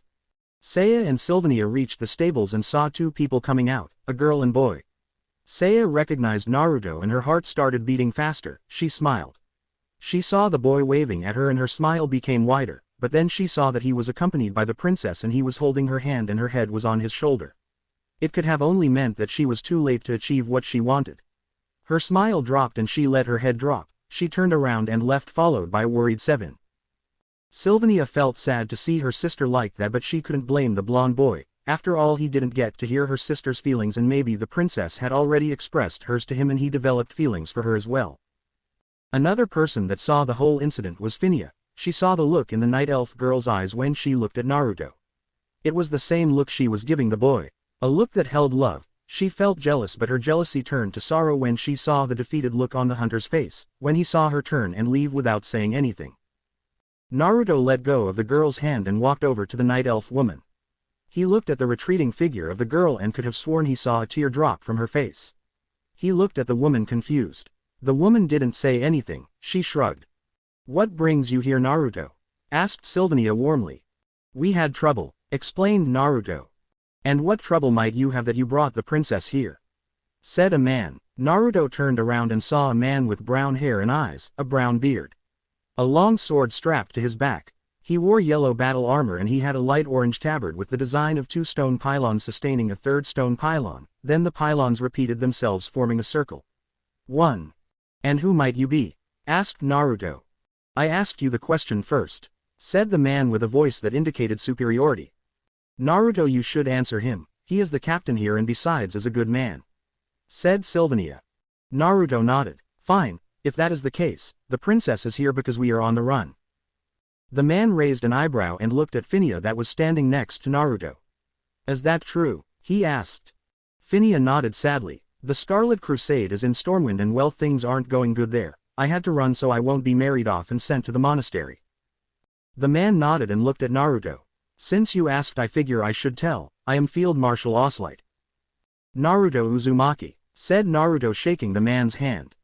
"Now, if you are on the run, I presume you are Byako," the man said, making the blonde narrow his eyes. How did you know?" stuttered Naruto. "We received the message that a creature named Byako kidnapped the princess," he said casually. "He didn't kidnap me, I ran away," said Finnia angrily, "and he is my boyfriend," she said with a pout. The man chuckled. "No need to be angry at me, princess, I am on your side." Naruto raised an eyebrow. "What do you mean?" he asked. "The Irati Basin fighters and the refugee fighters are on your side. You are safe here till the crusade comes to look for you here," he said. "You mean that?" asked Finnia with her hopes up. "Yes, you do not need to worry or hide here. You are safe amongst us. We don't like the crusade and we will not lose the next heir to the throne," he said harshly yet warmly to the girl. Finnia cheered in joy and entangled Naruto in a hug which he returned happily. "So what are your plans, boy?" Oslight asked. Naruto shrugged. "So far I have no idea, we will wait and formulate a plan," he answered. The man nodded. "All right, you are welcome here and do what you like, but keep a low profile and don't venture towards the west." "Why not?" asked Naruto. "There is an orc stronghold there," he responded. Naruto nodded. "We will be safe," he said. The man nodded and bowed to the princess. He then walked away, leaving the group alone. Naruto turned to look at Finnia. "I am going to look around. Don't venture alone," he said. Finnia nodded. "Be careful," she said. Naruto nodded and pulled down his mask. He gave her a quick peck on the lips and moved his mask back on his face. He started walking the opposite direction in which Saya went. Finnia looked in the direction Finnia went. She still felt sorry for the night elf girl. She looked at Naruto and remembered what he saw a few days ago. "I had grown alone, with no parents, no love, no nothing, I was all alone." Finnia looked in the direction Saya went. The look in her eyes, it just made her wonder if she could change something to make the boy she loves happier, if she could do something so that everyone would win out of it. The girl looked at Sylvania and smiled. "If you excuse me, I have to find someone here," she said. Sylvania nodded and turned around to leave. Phineas started running in the direction Seiya went to try and find her. She had a plan, and if it would work she would make Naruto the luckiest boy ever. She would win from this and so will the hunter. Seiya was standing under the same tree she stood a few minutes ago. She wanted to shed tears for her mistake, but she knew that it was too late and shedding tears would do nothing. She had a chance and she had lost it. It was as she suspected, too late to find the boy's love for her. She felt jealous on the princess and couldn't help but think that princesses just seem to get everything. Seven had his head on her lap looking at his master. He could feel her sorrow yet her determination to not reveal it. His master was strong and this made Seven as a trusty companion and helper to feel pride for her. The panther heard movement and turned its head in the direction the sound was coming from. Seiya looked at her companion and then where he was looking. She saw Phineas approaching. Seiya turned her head around and continued watching the sky. Phineas had found the night elf girl. She walked up to her and looked at her as she was gazing up at the sky. "Can I sit with you?" she asked politely. Seiya looked at the girl before nodding. Phineas sat down near the night elf hunter and looked up at the sky as well. "Why are you here?" asked Seiya, going directly to the point. "I'm here to talk to you," she said. "About what?" the girl asked, raising an eyebrow. "About Naruto. I saw how you looked at him," responded Phineas. Seiya sighed. "Listen, if you want to tell me to stay clear of him, I already understand. I lost my chance to be with him." "No, it's not like that," said Phineas, amazed that the elf thought that she wanted to help to her about that. "Then what are you here for?" she asked, raising an eyebrow. Phineas sighed. "First, I want to offer you a proposition." "And that is?" Seiya asked, intrigued. Phineas giggled and looked at the hunter. "It involves Naruto and us." "A competition?" asked Seiya, raising an eyebrow once again. Phineas shook her head. "No, let me tell you his story and then you will see what I want us to do," she said. "All right, I'm listening," said Seiya, paying attention. "Now, to begin with, Naruto is not from here, not from this world," said Phineas. "Not from this world? Is he from Outland?" asked the hunter. Phineas shook her head. "Not even from there. Naruto comes from another world, a world where all the fighter classes are combined into one, something called a ninja." "A ninja?" asked the hunter, curious. "Yes, a ninja that is like a rogue and at the same time it can be like a mage, or a warrior, or a paladin, anything," the princess responded. "Wow," said Seiya, awestruck. "So Naruto is a huge combination of all of those?" she asked, amazed. Phineas nodded. "Yes, and in his world there are only 9 demons." "9 demons?" asked Seiya, shocked. It was the kind of world that she wanted to see.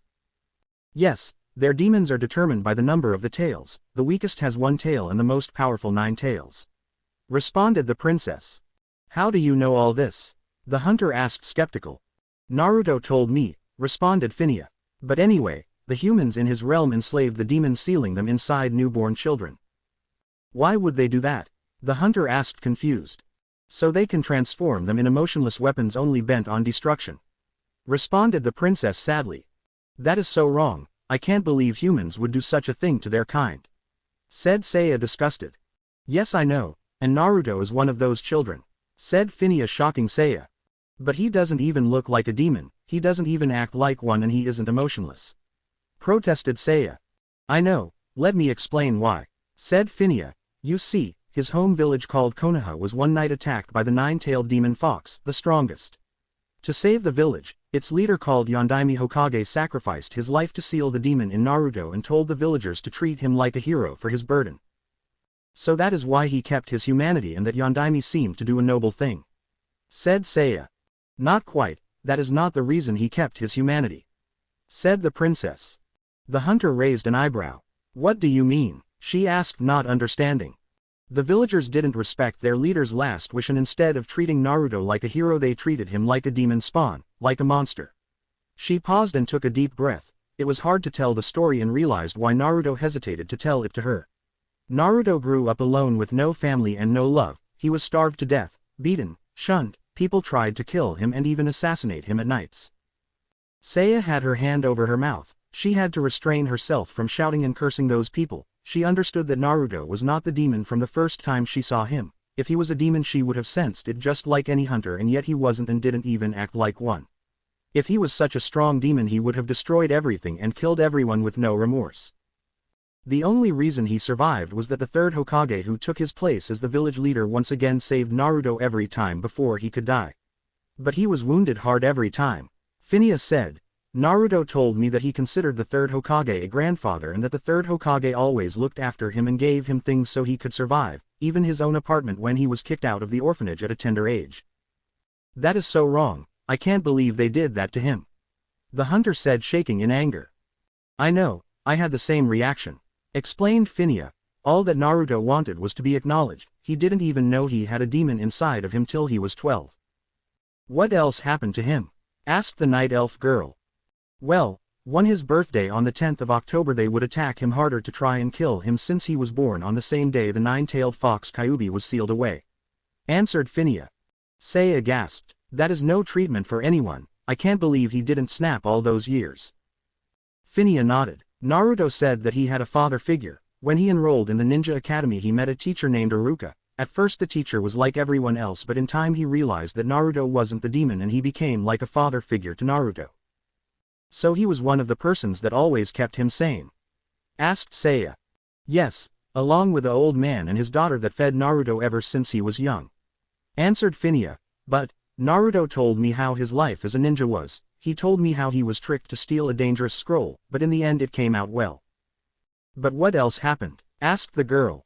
Well, Naruto told me how his best friend tried to kill him. Answered Phineas sadly. His best friend? Asked the night elf shocked. Yes, he said that his best friend used a jutsu, which is like magic for us, to pierce his chest with his own hand that was covered with lighting. Responded the princess. Naruto said that it was very close to his heart and it almost killed him. That is so wrong, said Seiya outraged. Yes, but now this brings me here, said Phineas. I love Naruto and now he loves me. I'm glad for you, interrupted Seiya sadly. Wait, let me finish, said Phineas. You see, every time I look in his eyes I see love, but I still see the sorrow and pain he still has inside of him. And what do you want me for? Asked Seiya. Do something for him, responded the princess. Seiya sneered. I don't strip, she said bitterly. The girl giggled. No silly, not that, she said. I saw that you love him as much as I do. Yes, responded the hunter with her head down. And if you had a chance would you try and make him happy? She asked. You don't even have to ask, I would only want to see that smile on his face. Replied the elf. Then what do you think if we share? Asked Phineas. Seiya looked up in surprise. Share, she asked. Why would you share him? Well, you know of his life now, right? Asked Phineas. Seiya nodded. It's so sad that he had to go through all of that. That is right, but because of that he still has pain and sorrow in his soul, I can see it in his eyes. Replied the princess. But why share? Asked the elf again. Think about it like this, instead of trying to fight over his love we can share. Asking Naruto to choose between the two of us is wrong, it's the hardest decision for anyone. Answered Phineas. Yes it is, nodded the hunter. And besides, think of the surprise on his face if he sees that two girls love him and they are willing to share him. We could make his pain go away forever and give him the love he never had. I know, but aren't you a princess? Asked Seiya. Yes, but why do you ask? Asked the princess curious. Well, if you marry him won't he become king? The elf asked. Then I won't be able to be with him anymore. She said sadly. Not quite, replied Phineas. Naruto can still marry you too and you will become the second queen. She said. Second queen? Asked the hunter not understanding. Phineas nodded. In the past there used to be a king that had two wives, therefore two queens and king. She said. We can make that happen. I see, mumbled Seiya. Also, because of the demon Naruto's lifespan upped, said Phineas, he will live as long as an elf I think. Seiya was shocked of this new revelation. That long? She asked awed. Phineas nodded. Yes, Naruto also said that we will search for the spirit of a dragon in Azeroth so he can up my lifespan as well. He wants you to live as long as him? Asked the hunter. It was more like I wanted. I asked him if there was a solution for me to live long as him. The princess answered. And he told you of the dragon? Asked Seiya. Once again Phineas nodded. Yes, and I told him that I would be happy to live as long as him. Seiya looked down thinking what to do. She then looked at Phineas. But what if he doesn't want me? She asked. Naruto is not the kind to turn someone down, I know it. Reassured Phineas. Besides, if we tell him that we will share him, he will love you as well. We will make him the happiest boy. I don't know, said Seiya. I want to, but what about the consequences? What consequences? Asked Phineas curious. Well, your father for example, I think he won't allow him to marry someone else except for you. She said. If that will come, we will deal with it then, said Phineas. I am willing to not become the next queen if it means to be with Naruto and see him happy. You are willing to make such a sacrifice? Asked Seiya amazed. Phineas nodded. So what do you say? I guess that, sure, if it means to make him happy and give him the love he didn't have and be with him at the same time. She said happily. Great, come on, let's find him and tell him the good news, said Phineas. You want to tell him now? Asked Seiya. Yes, tell him that you love him and I will tell him that we decided to share you. It will be only we two sharing him, no one else, said Phineas happily. Seiya nodded and stood up. She followed Phineas to look for Naruto. Seven was right behind them. Seiya was really happy of how things turned out. She wondered if Naruto would accept her and how her life will turn out now. She would be with the boy she fell in love, even though she will share him. She had no problem with that. She was quite happy. After she had heard his story, she couldn't help but feel that Phineas was right when she said that they need to fix his broken and empty heart. To give him the love he never had. It won't be parental love, it would be a lover's love, and soon it would turn to a family's love when they would have children. Seiya blushed when she thought of children and her smile reappeared on her face. Kuchio's no jutsu, shouted Naruto as he slammed his palm in the ground for the 5th time. He had patrolled the area around the refugee point and didn't find anything out of place, so he decided to try and summon the toads. He wanted to create a bridge between this world and the summoning plane. But so far there was no success at it. In his mind, Kyuubi was thinking how he can fix the summoning problem. At the same time he was thinking what he could teach Naruto. The blonde boy needed to expand his jutsu library if he was to protect his maid now, and Kyuubi did say that he would help him from now on. Naruto was also thinking about the look in the night elf's eyes. It resembled the look that Phineas always gave him and was still giving him. He didn't know what to do if she suddenly came up to him and told him that she loves him. He couldn't choose between her and Phineas, and at the same time he didn't want to break any hearts. The blonde boy heard someone approaching. He turned around and saw Phineas and Seiya walking up to him. Seiya's companion was walking behind the two girls, looking a little sleepy. Naruto, called out Phineas as she waved her hand. Naruto smiled under his mask and walked up to her. Phineas and Seiya stopped and waited for Naruto to reach them. So what are you two doing here? Asked the blonde as he looked at both girls. The girls looked at each other and smiled. They looked at Naruto and Seiya spoke. You should sit down, she said. Why? Asked the blonde curious. So you won't fall when we give you the news, answered Phineas giggling. Naruto shrugged and walked to a tree and sat down. The trees in this place were scarce. It was more like a grassy field. The blonde boy looked at the two girls and gestured to them to tell him what they wanted to tell him. Phineas and Seiya walked up to Naruto and sat on their knees in front of him. Seven took a position behind the girls, guarding their backs in case anything might come. Well, Naruto, Seiya here has something to tell you, said Phineas. Naruto turned and looked at the girl in question and nodded. I'm listening.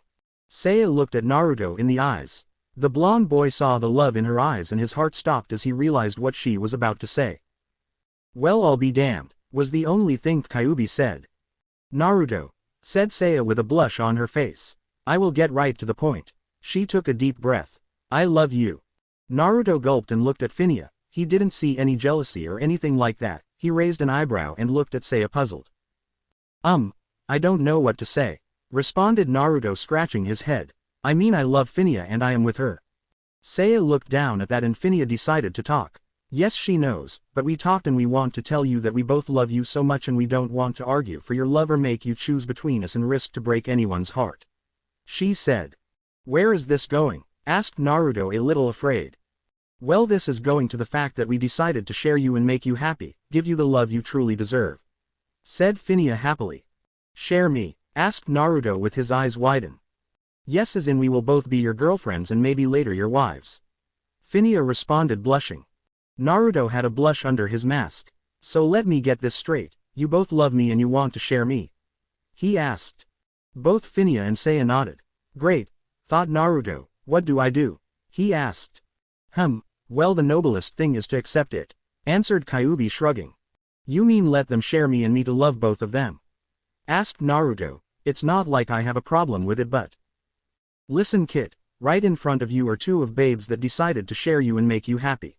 Said Kyuubi. Don't throw this away, accept it, it's this all you ever wanted? He asked. To be loved. Well, yeah, but this is incredible.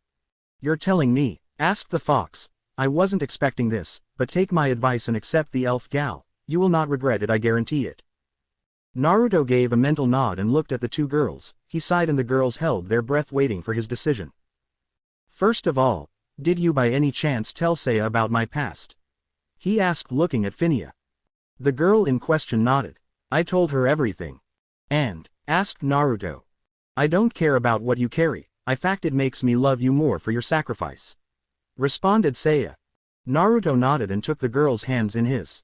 They both held their breaths again, knowing that this might be the moment when he tells them what he had decided to do with the entire sharing thing. Naruto looked at Phinia. Phinia, I was oblivious to your feelings the entire trip to Ironforge and you still loved me, even after I broke your heart, which I am sorry. He said. Don't worry about it, said Phinia with her eyes sparkling. You showed me the love I never had and I thank you for that. He finished. Anytime, Naruto, Phinia said with a gentle smile on her face. Naruto nodded and looked at Seiya in her eyes. You were kind to me and you even loved me and I had no clue. Said Naruto. You loved me despite you saw me only a few times. I guess the thing, love at first sight, applies to many. Chuckled Naruto. I guess it does, said Seiya with a smile. Now, said Naruto with his head down, taking a deep breath. He looked up at both girls. I am quite happy that you two want to share me, he said, and for the third time the girls held their breath. Seiya, said Naruto looking at her. I am willing to be with you and love you. He closed his eyes, which means I would be happy to have you both in my life. He said with a smile. The girls both squealed happily and jumped on Naruto, entangling him in a hug. Naruto was taken by surprise, his eyes widened. He could hear Kyuubi cheering for him from his cage. The blonde boy smiled and wrapped arms around the girls. The girls looked at him and pulled down his mask. Each of them kissed one of his cheeks and put their head on him. Naruto was blushing furiously. He never expected something like this to happen. He was happy to have one person to love him as in boyfriend and girlfriend, but he never expected to have two girls to love him like that and be willing to share him. Naruto smiled one of his genuine smiles and tightened the hold on the girls. He looked at the night elf girl, admiring her hair and her face.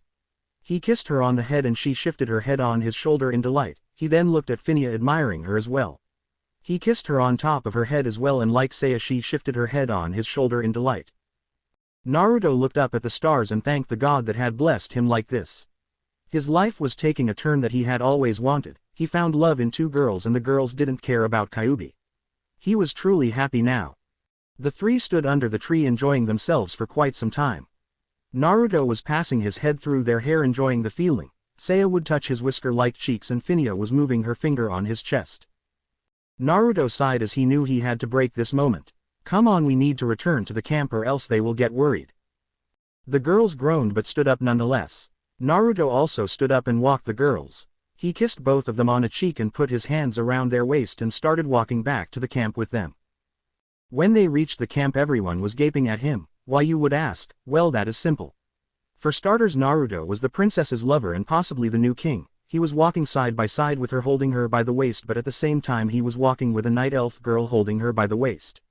Heck, he even kissed both of them on the cheek and the girls didn't seem to complain to the fact that he was kissing both of them. Some of the guards, including the field marshal, knew what it meant.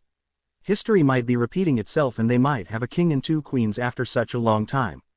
They were quite happy. The boy seemed strong and princes loved him. The hunter had already proved she was strong in all the battles she participated. Many grumbled something about lucky blondes as Naruto and the two girls passed. The three teens reached their tent, or at least Phinia's tent. Naruto gave her a good night kiss on the lips and Phinia walked in her tent. Naruto then looked at Seiya and smiled at her. She smiled back at him. Thank you for giving me a chance, Naruto, she said, hugging him. Seiya was just an inch taller than Naruto. Think nothing of it, I just want to see you two happy, said Naruto. Seiya nodded. And we want to see you happy, she whispered in his ear. Naruto could have sworn that he heard her purr when she whispered. The elf pulled back a little and then moved close to Naruto and captured his lips in a passionate kiss. Naruto gladly returned the kiss. When they broke, Naruto wished her good night and walked to his tent that was just a bit farther than Phineas. Seiya smiled as she watched the blonde boy leave. "Well, it turned out good," said someone behind her. Seiya spun around and saw her sister there smiling. "Sylvania, where you spying on us?" she asked, a little offended. The woman shrugged. "I wanted to see how you feel when I overheard your conversation with the princess. I am quite surprised she was willing to share the boy with you." "I know, but now," said Seiya as she closed her eyes and smiled. "So now you have the boy, or share him, whatever you want to call it. How do you feel?" asked the woman. "Happy, very happy," responded Seiya. Sylvania smiled and nodded. "Alright, well, get some rest. Tomorrow we need to strike the syndicate again," she said as she walked away. Seiya nodded and turned to leave when someone grabbed her arm. She looked to see who it was and saw Phineas holding her arm. She raised an eyebrow and Phineas moved close to her to whisper. "Why don't we spend the night with him?" she asked, giggling. Seiya thought for a second before nodding. "Sure, but let me change," she said. Phineas nodded and followed the hunter as she ran to her tent to change. Naruto was lying on the bed in his tent with his eyes closed.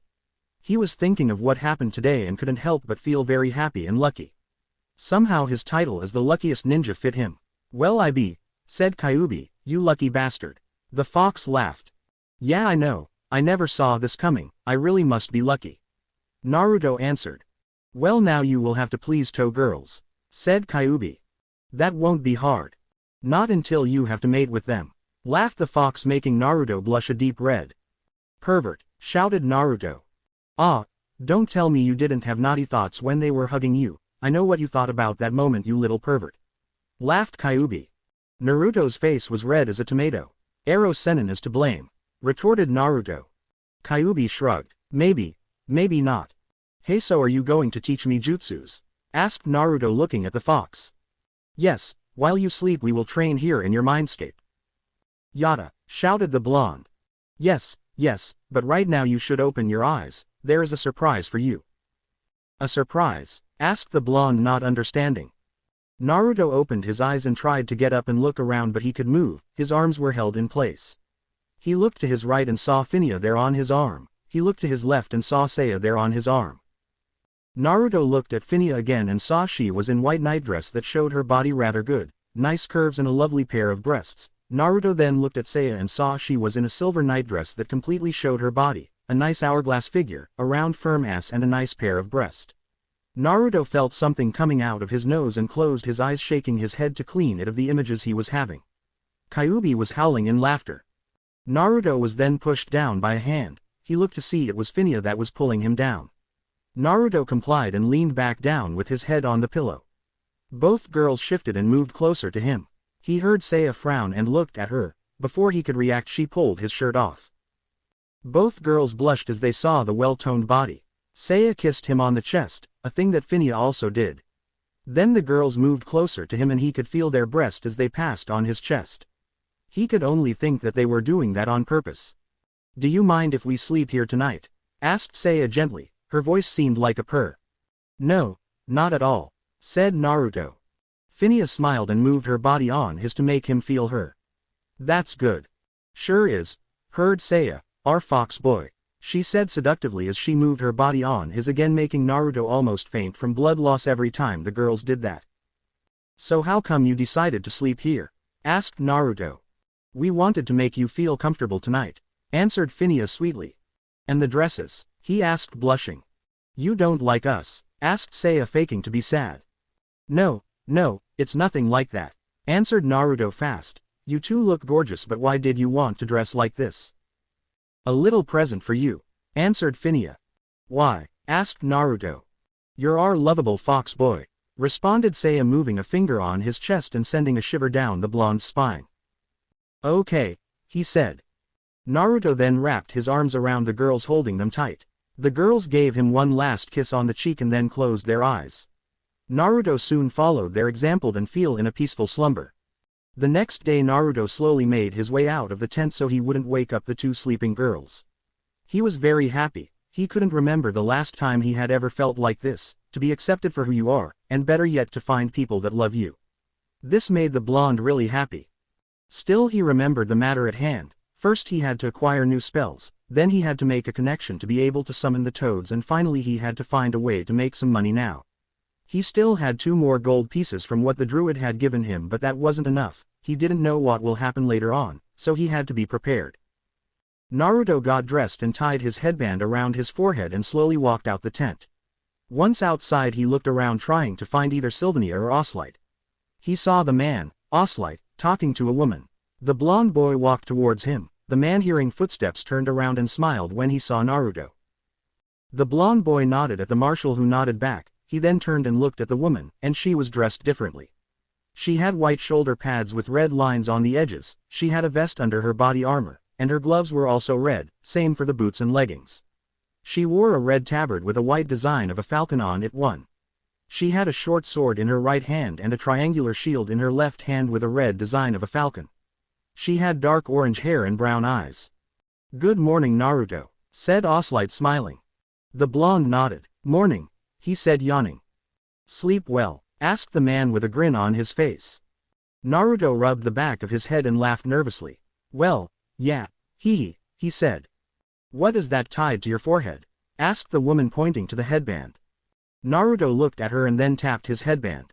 "Oh, this?" he asked. "This is the symbol of my home village." "I didn't know Alliance villages have symbols," said the woman, studying the headband. "My village is special," said Naruto, and the woman nodded, dropping the subject. "Oh, where are my manners?" asked Oslite. "Naruto, this is Captain Niels. She leads the Strongguard forces, or in other words, she is the leader of the refugees." Naruto shook the woman's hand. "A pleasure to meet you," he said. "Same here," she said. "Tell me, are you Byako?" she asked. "Why do you ask?" the blonde asked. "She didn't believe me when I told her that the Byako is here," deadpanned Oslite. "Oh," responded Naruto, rubbing the back of his head. "Well, yes, that would be me." The woman raised an eyebrow. "I expected you to be taller and older." "What was that supposed to mean?" asked Naruto. Niels shrugged. "Don't know, I just thought that." "Anyway," said Oslite, "we were wondering if you could show us how you scared of and killed the patrol back in Elwyn Forest." "I guess I could," said Naruto, rubbing his chin, "but in return I want something," he said with a grin. "What would that be?" Oslite asked, raising an eyebrow. "I need a mage to train me. I will show you if you give me a mage," responded Naruto, crossing his arms. "That won't be too hard," responded the woman. "Show us and I will personally take you to a mage." "But what do you need a mage for?" asked the marshal, curious. "I need training," the blonde responded, looking up at the sky. "But aren't you a rogue?" asked the woman. "Yes, I am," responded Naruto, nodding, "but at the same time I can use spells. How do you think I killed those guys?" the blonde asked. The 2 adults looked at each other and then back at the blonde and nodded. Naruto looked around and saw a rather big puddle not too far and started walking towards it. The 2 adults were walking behind him, not making any sound. As they reached the puddle, Naruto turned to look at them. He gave them a goofy grin and started doing the hand signs. The captain and the marshal raised an eyebrow, wondering what he was doing with his hands. When he created the last hand sign, the blonde called out the name of the spell, or at least spell, for the 2 observers. "Sweden. Suiryuden no Jutsu," said Naruto as a dragon made out of water shot from the puddle. The dragon looked down at the 2 gaping humans and lowered its head near the blonde. Naruto cancelled the jutsu and started his hand signs once again. When Naruto finished the hand signs, he called out the name of the jutsu. "Doden. Doryuden," he said as the head of a dragon rose from the ground. It was about to spit something when Naruto cancelled the jutsu. The 2 adults stood gaping at what they saw. They had never seen anyone create dragons made out of water or dragon heads made out of the solid ground.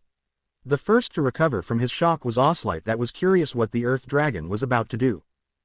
"Naruto, what was the last dragon about to spit?" he asked. "Mud," came the simple response. "Mud?" asked Niels, not understanding. The blonde nodded. "Yes, but don't take it lightly, it can be very powerful." Naruto then looked at a nearby rock and grinned under his mask. He turned to look at the 2 adults. "If I destroy that rock, what will you give me?" he asked, pointing to a rather big rock. The woman looked at the rock and raised an eyebrow. Could he really do that? She looked back at the blonde and saw his confident and determined eyes. "If you break that rock, I will give you the best mage we have to offer," she said. Naruto nodded and turned towards the rock.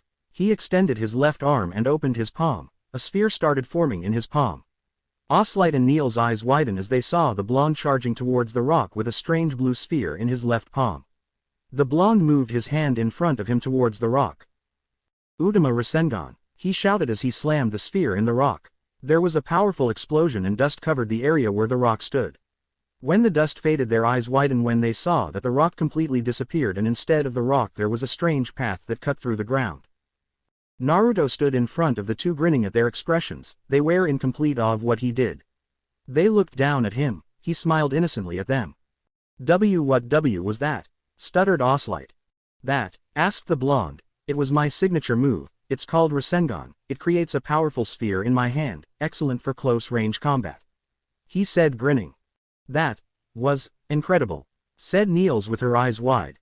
Sure was, said Naruto. Now, about that mage, he said, serious.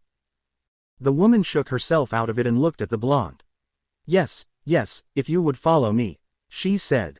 Naruto nodded and followed the captain as she was walking back at the camp. Oslight was trailing behind them in deep thought.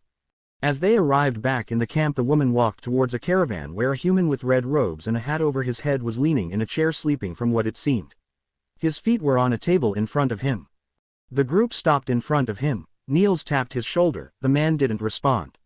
She tapped his shoulder again and the response was a snore. Naruto's sweat dropped. Was this the best they had to offer as a teacher? He was almost as lazy as Kakashi, or maybe even more. Niels grit her teeth. She didn't like it when he did that. She grabbed his legs and raised them up, making the man fall on his back. She let his legs go and they dropped on the ground. The man groaned and opened his eyes. He rubbed the back of his head and glared at the woman. What was that for? He asked, annoyed. If we were attacked right now you would have been dead, she shouted at him. The man pouted and looked away. You don't know that for sure, he said. Naruto could have sworn that he saw a vein appear on the woman's head. I could have killed you, she roared. The man stood up and shrugged. Meh, lucky hit, Captain, he said, sticking out his tongue. The captain said as she turned around and looked at Oslight. You deal with this, my nerves are not good enough to listen to him, he said as she walked away fuming. Naruto was puzzled why the woman just didn't give him an order or something like that, or punish him for his disrespect. You know you should have been nicer, said Oslight. Meh, you know I like to tease my sis, he said with a grin on his face. Naruto raised an eyebrow. The man was Neil's brother. He looked back at the retreating form of the captain and then at the man. The man, like Neil's, had dark orange hair and brown eyes. And who is this? He asked, looking at Naruto. This is Naruto Uzumaki, the Byakko, responded Oslight, patting Naruto on the shoulder. He is here to receive training from you. The man raised an eyebrow. Training? He asked. What for? He's a rogue. Last time I checked, rogues couldn't use mana. Naruto is special, responded the marshal. He is the only rogue that can use mana and spells. The man raised an eyebrow. Well, this is new, he said. Then he put his hand under his chin and started thinking. If he can use mana, then he is one hell of a rogue, he said with a grin. So will you train me? The blonde asked. Sure, why not? The man responded. Let's give it a shot. My name is Jarrett, he said, shaking Naruto's hand. The man then turned around and picked up a normal staff. He patted Naruto on the shoulder and started walking away. The blonde boy followed, curious what he could learn. They left the field marshal alone. Oslight shook his head. People always forgot to say goodbye to him. He shrugged and walked back to his post. A few minutes later, Naruto and Jarrett arrived at what seemed a training area. The grass was all scorched, debris present everywhere, and arrows lay in all places. The blonde turned to look at his new sensei, waiting to see what to do next. Jarrett was inspecting Naruto, trying to figure out how much mana he has. He was quite surprised to see he has quite a lot and that it was flowing normally. He opened a scroll and looked through the spells he had, trying to figure out which one would be best suited for the blonde boy. The man grinned as he found a good offensive spell, in fact two. The basic spells for a mage. If the boy will learn these, then he would teach a defensive spell as well for a more advanced mage. Hopefully he will learn that one as well. Jarrett looked at the blonde boy and motioned to come closer. Naruto complied and walked over to the mage and listened carefully. Alright, how about I teach you how to use the fireball? He asked, grinning. Naruto raised an eyebrow. Fireball, does he mean something like a Kaden jutsu? He asked himself and nodded to the man wanting to learn this new spell. The man grinned and turned towards a dummy. "Alright, pay attention," he said. "This spell creates fire in your hands. If you concentrate the fire in one palm and then concentrate for it to create a ball of fire that shoots towards a target, you have your spell," he explained, somehow. Could you show me?" asked Naruto. The man nodded, grinning. "Watch carefully," he said. Jared looked at the dummy. He moved his left foot in front of him and his left hand towards the dummy. His right hand was behind him. For a second nothing happened, then all of a sudden his hands were on fire. The fire disappeared from his right hand and it started blazing in his left hand. Then the fire shot out in a rather big fireball that hit the dummy in a matter of seconds, completely destroying it. The blonde boy grinned. It was something like the Kadenjutsu Sasuke always used, maybe a bit smaller than what the Uchiha always produced, but it was something and he liked it. The man turned to Naruto and grinned. "So you got it?" he asked hopefully. The blonde nodded. "I think I can do it." "Then show me," demanded Jarrett. Naruto nodded and looked at a dummy near the one that was destroyed. He positioned himself in the same way Jarrett did and started concentrating, sending chakra in his hands. He concentrated on forming fire in his hands. A few seconds later his hands were on fire. Naruto was amazed that the fire wasn't burning his skin, however he didn't ponder on that too much. He concentrated on the fire and on his left hand. The fire in his right hand disappeared and the one in his left hand became more powerful. "Don't keep the fire too long or it will explode in your face," said Jarrett. The blonde boy nodded. He concentrated on creating the fireball. He could feel something happening to the fire in his hand. Before he even realized it, the fire in his hand shot out and formed into a fireball that hit the dummy full on, setting it ablaze and making a hole in the middle. Jarrett looked at the damage and raised an eyebrow. The fireball went right through the dummy, making a rather big hole and leaving it on fire. He walked over to the dummy and looked through the hole. Yep, it was a big one. His head could fit in that hole. He turned back to look at Naruto. The blonde boy just shrugged. The mage smiled and walked back to Naruto. "Well, this was interesting. I like your fireball." He laughed. "Hey, I guess mine are different," he asked. "Sure are, but what about we try a new spell?" Jarrett asked, opening a scroll. Naruto nodded. The mage handed Naruto the scroll and the blonde started reading. "Frostbolt. Creates ice in the caster's palms. The ice is then sent to either the left palm or the right palm and concentrated at the maximum there. When the cast is done, a large ice shard will shoot from the caster's palm towards the enemy. Upon impact, the shard will shatter and freeze the target for a few seconds. If it's cast with great precision, the shard will penetrate the body of the target. It will explode inside the body and kill the target instantly. But for this the caster needs to be of a high level or else it will not have this effect. Warning. Do not keep the ice too long in your cast palm or else it will explode and encase you in a block of ice." Naruto rolled the scroll and gave it back to Jarrett. The blonde assumed the position he had when casting the fireball and concentrated. The only difference this time was that he was concentrating on his chakra to transform in ice. To his amazement, in both his hands a light blue circle was forming, then what looked like snowflakes started to drop from the circle. Naruto concentrated on his left palm. The circle from his right palm disappeared and the one in his left palm became more accentuated. Like with the fireball he concentrated on created a large ice shard. The circle started glowing more and more powerful, and then all of a sudden it moved towards the middle of his palm and a large ice shard as big as a fist and long as a kunai shot from his palm and moved towards the dummy he was concentrating on. When the frostbolt hit the dummy, it exploded and the dummy looked like it was encased in ice. Jarrett walked over to the dummy and tapped it. He started running his fingers from the dummy's head down to its stomach. The blonde boy could see lines appear there. Indeed, the dummy had been frozen a little. Jarrett backed away and water started dripping from the dummy. Naruto raised an eyebrow. The mage saw his confusion and explained. "The spell wore off," he said. "You see, when the frostbolt hits the target, it encases it in a thin line of ice, making the target move slower and even shiver to death if the spell is powerful enough." Jarrett said, laughing. "When the spell ends, the thin line of ice melts, resulting water," he finished. "I understand," said Naruto. "I wonder why I can do this spells without hand signs but I can't do the moonfire without hand signs." He wondered. "Well, you amaze me, Naruto," Jarrett said, sitting down on a rock. "Why is that?" asked Naruto, raising an eyebrow. "Other mages wouldn't have been able to do this spells out of the first try." He answered. "It would have been more like the 5th or 10th time. They're the lower levels of the spell after all." "What do you mean by lower levels?" asked Naruto.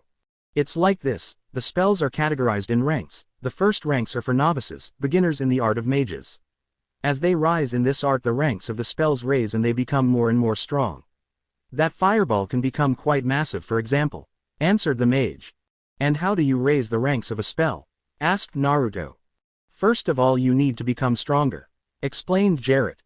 Naruto raised an eyebrow. What do you mean by that? He asked.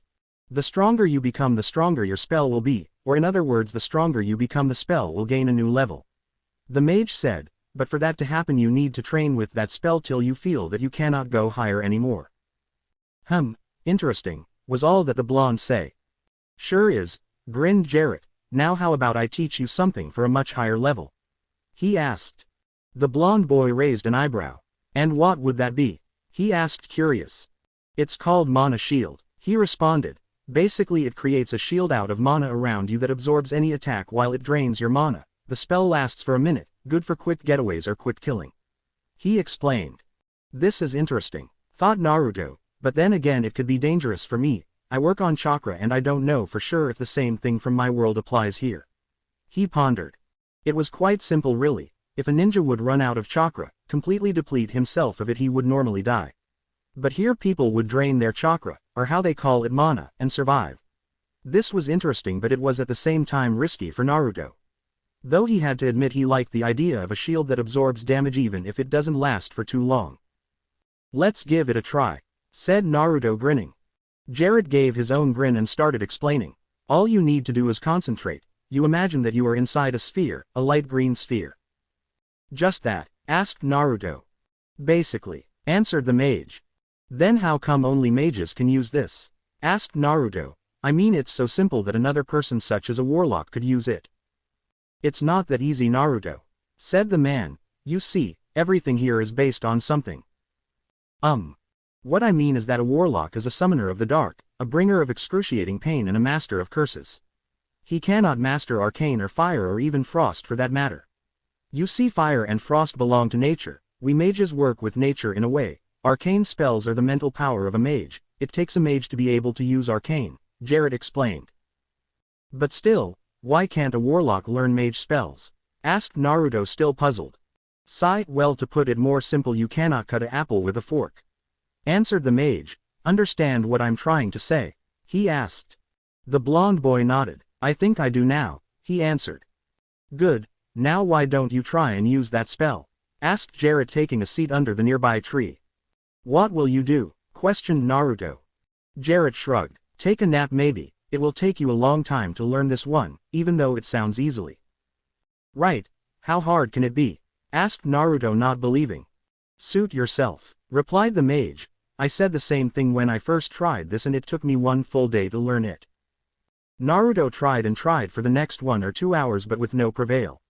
It seemed to be just like the other spells, like the druid's moonfire, he couldn't get it to work. He started wondering why some spells needed for him to make hand signs while other didn't give a damn about hand signs. The mage stood and watched with fascination at the numerous tries it took Naruto to make the spell work. He was glad that he didn't stop trying like other would have done. Still, he was curious as to why the boy didn't manage to make the spell work. Sure, it took him a lot of time to make it work, but he didn't have as much mana as Naruto has and he wasn't as concentrated as the blonde was right now. Jarrett studied the boy's armor. The typical rogue armor, not too strong and not too weak, but still it was good for him. A more powerful armor would crush him because he wouldn't be able to control the power. What was curious was the fact that the blonde boy didn't seem to understand what his armor stood for. The mage wondered what kind of rogue Naruto was if he could use mage powers. He heard of the dreadfully Byakko that killed 2 Stormwind guards and kidnapped the princess, but from what he learned last night he didn't actually kidnap her, it was more of a rescuing her from going to the monastery. He wondered, was the blonde something like the legends used to say?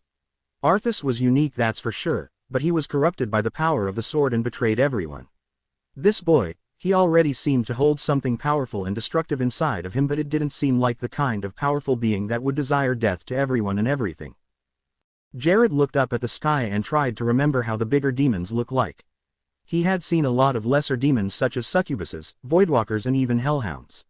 He remembered the dreadlords. Now those were nasty demons. The blonde boy gave a demonic energy out from inside of him, but it wasn't the same as the one the demons gave. No, this energy despite being demonic was calm and collected, and it didn't seem to be full of malice and suffering. Happy, you might say. He glanced over at Naruto. He didn't look like a demon, and even though he might give away traces of demon energy, it seemed controlled and carrying. He decided to drop the idea of Naruto being a demon. If he was, they would have been dead a long time ago. The demonic energy seemed to match the same power as Ragnaros holds, maybe even more. He shook his head. The demonic energy must be from one of the blonde's encounters, for sure. Jared smiled and acknowledged the blonde as just any other person.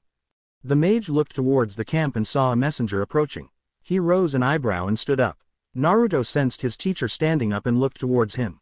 He saw the man walking away. He was about to ask where he was going when he saw that he was approaching another person. Just like Captain Niels, this man had the same armor and tabard. The only difference was that on his head was a white helmet with red lines at the edges, and there was what seemed like a red ponytail that started from the top of his helmet. 2. Jared approached the messenger. The man stopped in his tracks and raised his hand at his head and saluted the mage. "I bring orders from Captain Niels, sir," he said. Jared nodded. "And what does my sister what?" he asked. The newcomer looked at Naruto. "She desires to speak with Mr. Uzumaki." The mage nodded. "All right, I will bring him to her, you may go." "Yes, sir," said the newcomer and saluted. He turned around and started leaving. Jared approached the blonde boy. "Well, Naruto, it seems like Niels wants to see you." "What for?" asked Naruto. The mage shrugged. "Beats me, let's go and see." Naruto nodded and started walking away after the mage. As the two entered the camp, they were greeted by a rather interesting sight. There were about 50 or so men armed and ready for battle. Whatever battle that might be. Jared, however, recognized them as the fighters of Stromgard, the fallen city. He shook his head. Many soldiers died there and still do. No mercy is shown there. Naruto walked over to Niels, who was reading some reports or something like that. The captain raised her head and looked at Naruto. She motioned for him to come closer and the blonde complied. "I have a request, if I may," said the captain. "Of course, what would you want?" the blonde asked. "We have a few problems with a man named Falconcrest," she responded. "He is the leader of the syndicate that holds the keep and the keep's courtyard in Stromgard." "And what do you want me to do?" asked Naruto. "You are the best suited for this job. If you kill Falconcrest and his bodyguard Otto and bring me their heads, I will reward you," she replied, serious. "We want our city back. The syndicate and the ogres are the only thing that keep us back from obtaining what we want." "And if I will those two, you are sure that you can defeat the syndicate?" asked the blonde boy, curious. "Positive," she said. "Are you up for this?" she asked. "What will I get from this?" he asked. "Gold. I will pay you in gold," she responded. "You already have our gratitude for saving the princess from the Scarlet, and you have our protection. This is the only thing we ask from you." Naruto pondered for a second. He needed money, and this task wasn't that hard, or at least it didn't sound to be that hard. "All right, I'll do it," he said with a grin. "Great," exclaimed Niels. "Now, Falconcrest has red hair, white skin and light blue eyes and dresses in flowing, light garments. He has a orange bandana on his face and usually used a sword and a dagger like you," she said, and Naruto nodded. "Otto, his bodyguard, is a bald man with green eyes. He has a orange bandana on his face just like Falconcrest and carries a morning star. He is always near Falconcrest, so it should be easy to spot him." What's a morning star?" asked Naruto, puzzled.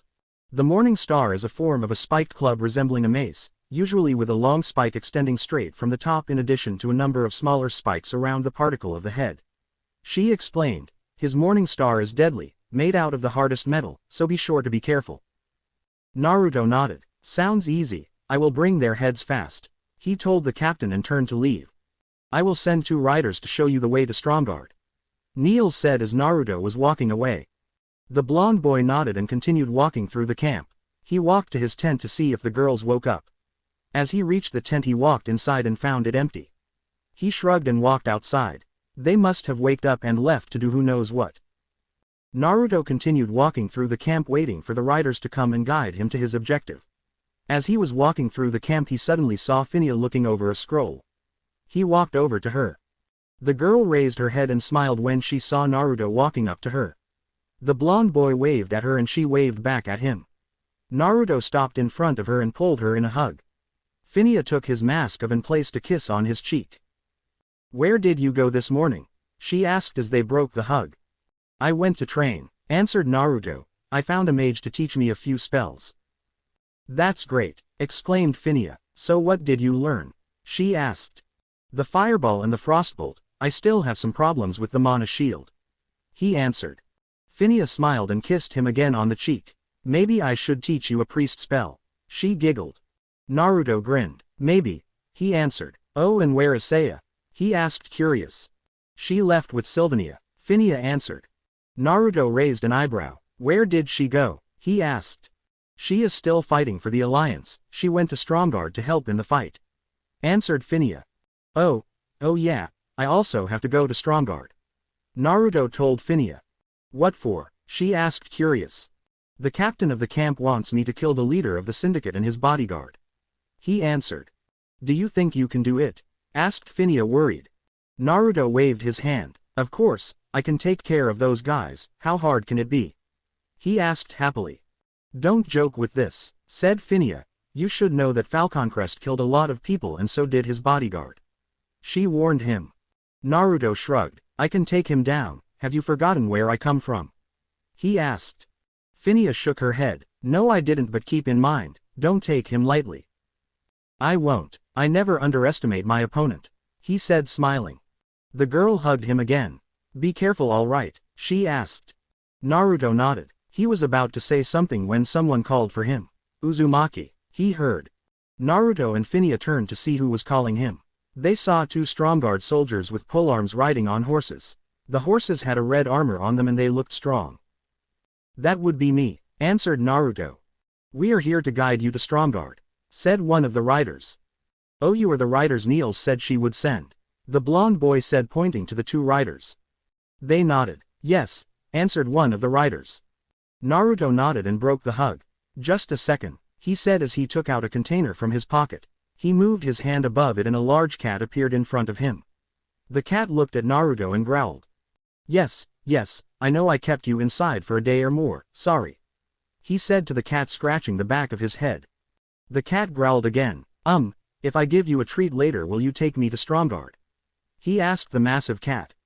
The cat yipped and leaned down on its stomach. Naruto positioned himself on the cat's back and the cat stood up.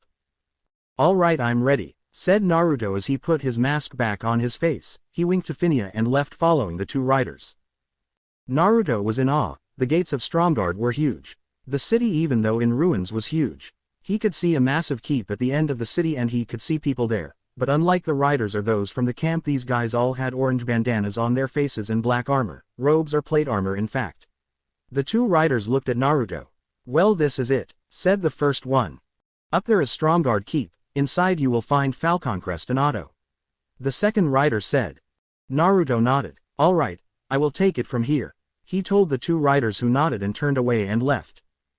Naruto got of Nightwalker and placed him back inside the container. He looked over at the keep again. He would have to use his ninja abilities to get past all those guards. He could take them all out, but it would take a long time to finish all of them. Naruto ran up towards the outer wall of the keep's courtyard. He used his chakra to climb up on the wall, and when he was up he looked around. There were a lot of syndicate patrols. They seemed to be either rogues, or mages, or warriors, or even warlocks. The blonde boy looked around, trying to find an easy way into the keep. The entrance was guarded by more than 10 syndicate members. He looked up at the keep and saw a passageway between two towers and a door that was open. He looked left and right and saw tall grass and enough debris to hide him on the right side. The blonde boy crouched down and started walking through the grass carefully so as not to be seen or heard. He stopped in front of a catapult. 2 rogues were there. He looked around and saw that he could climb the wall on the right side without being seen. Hey, did you hear something? Asked one of the rogues to his companion. The second rogue shook his head. You must be imagining stuff, he answered. The first one shrugged. Whatever. Naruto walked behind the catapult carefully. He didn't want to be seen. He wasn't very good at stealth, that was a fact. Because of him wearing orange in the past, he couldn't learn stealth easily, so he had to improvise on many occasions. But now he had a different set of cloths, or more like armor. If he would stick to the shadows, he would be hard to spot. As Naruto passed the catapult, he looked around one last time to be sure that no one will see him. He could vaguely see in the distance massive creatures with massive clubs and staffs fighting what seemed to be the Stromgarde army. The blonde turned to look at the keep's wall. He placed his left foot on the wall and started climbing. As he reached the top he saw a syndicate member sleeping near the door.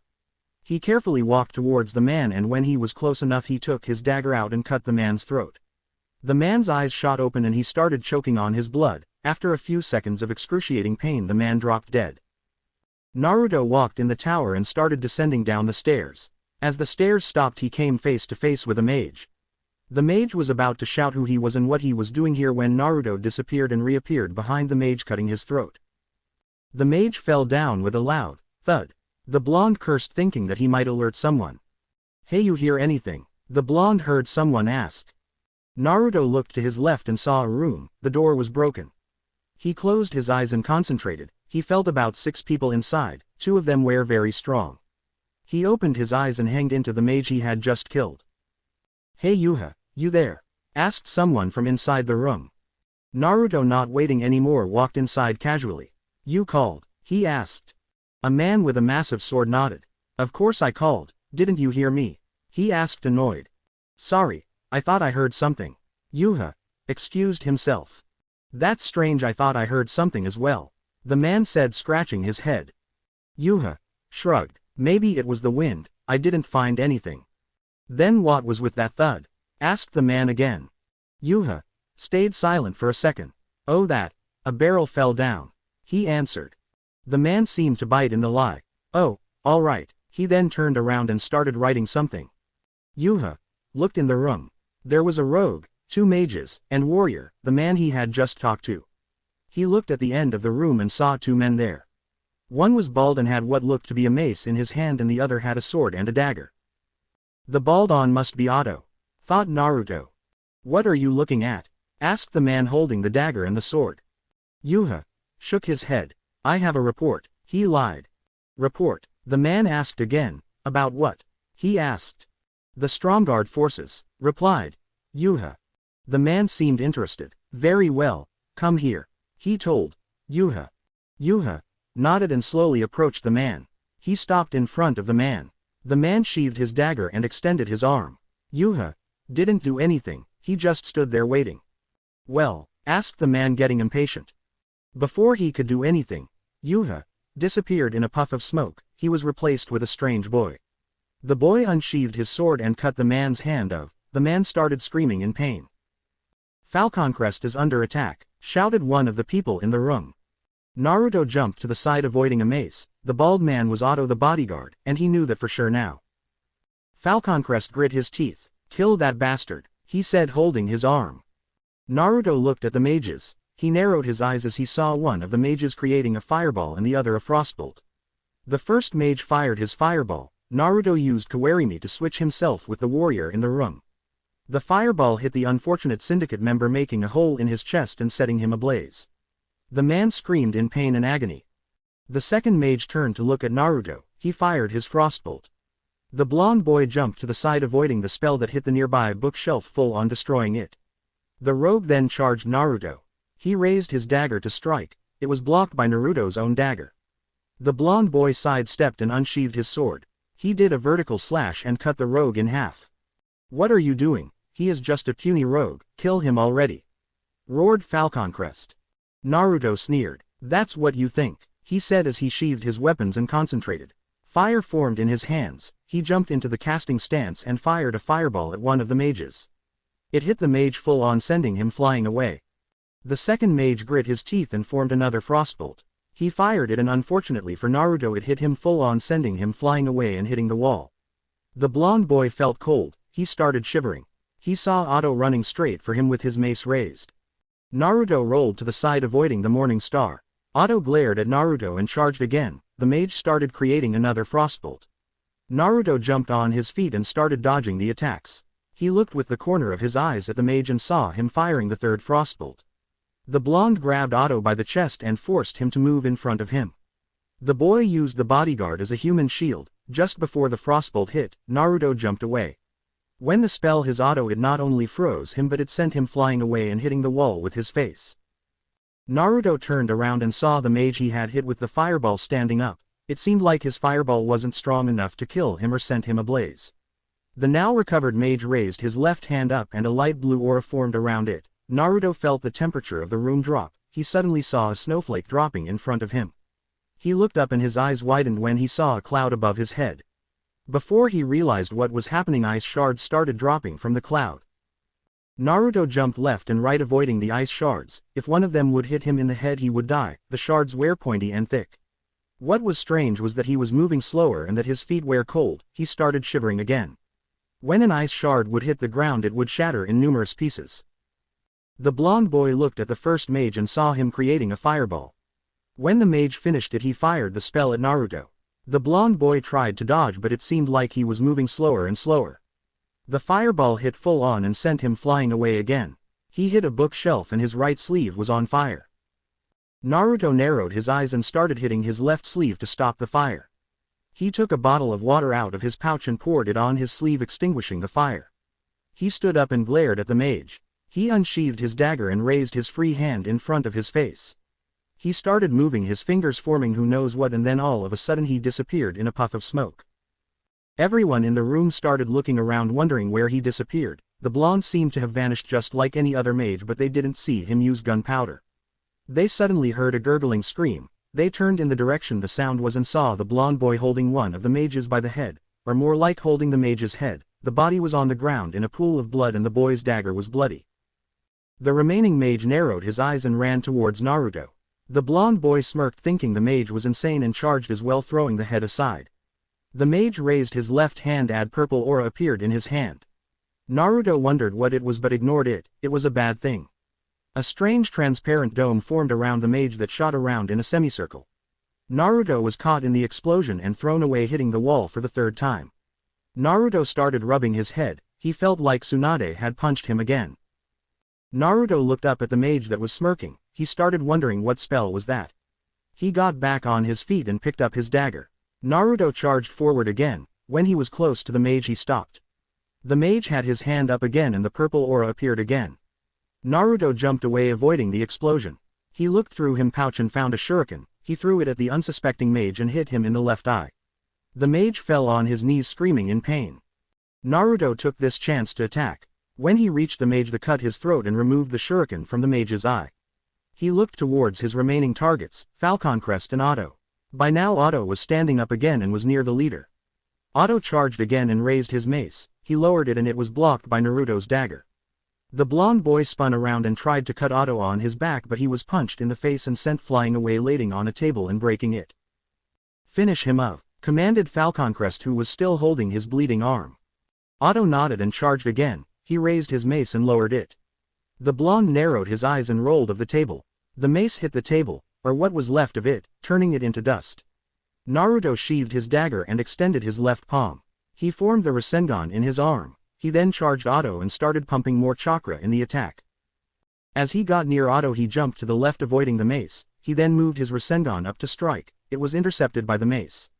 Naruto pumped more chakra and the mace exploded in the pressure. The sphere then hit Otto in the chest and sent him flying away, hitting his leader and knocking them both down. Naruto calmly walked towards them and unsheathed his sword. "Time to cut some heads," said Naruto deadly and sadistically.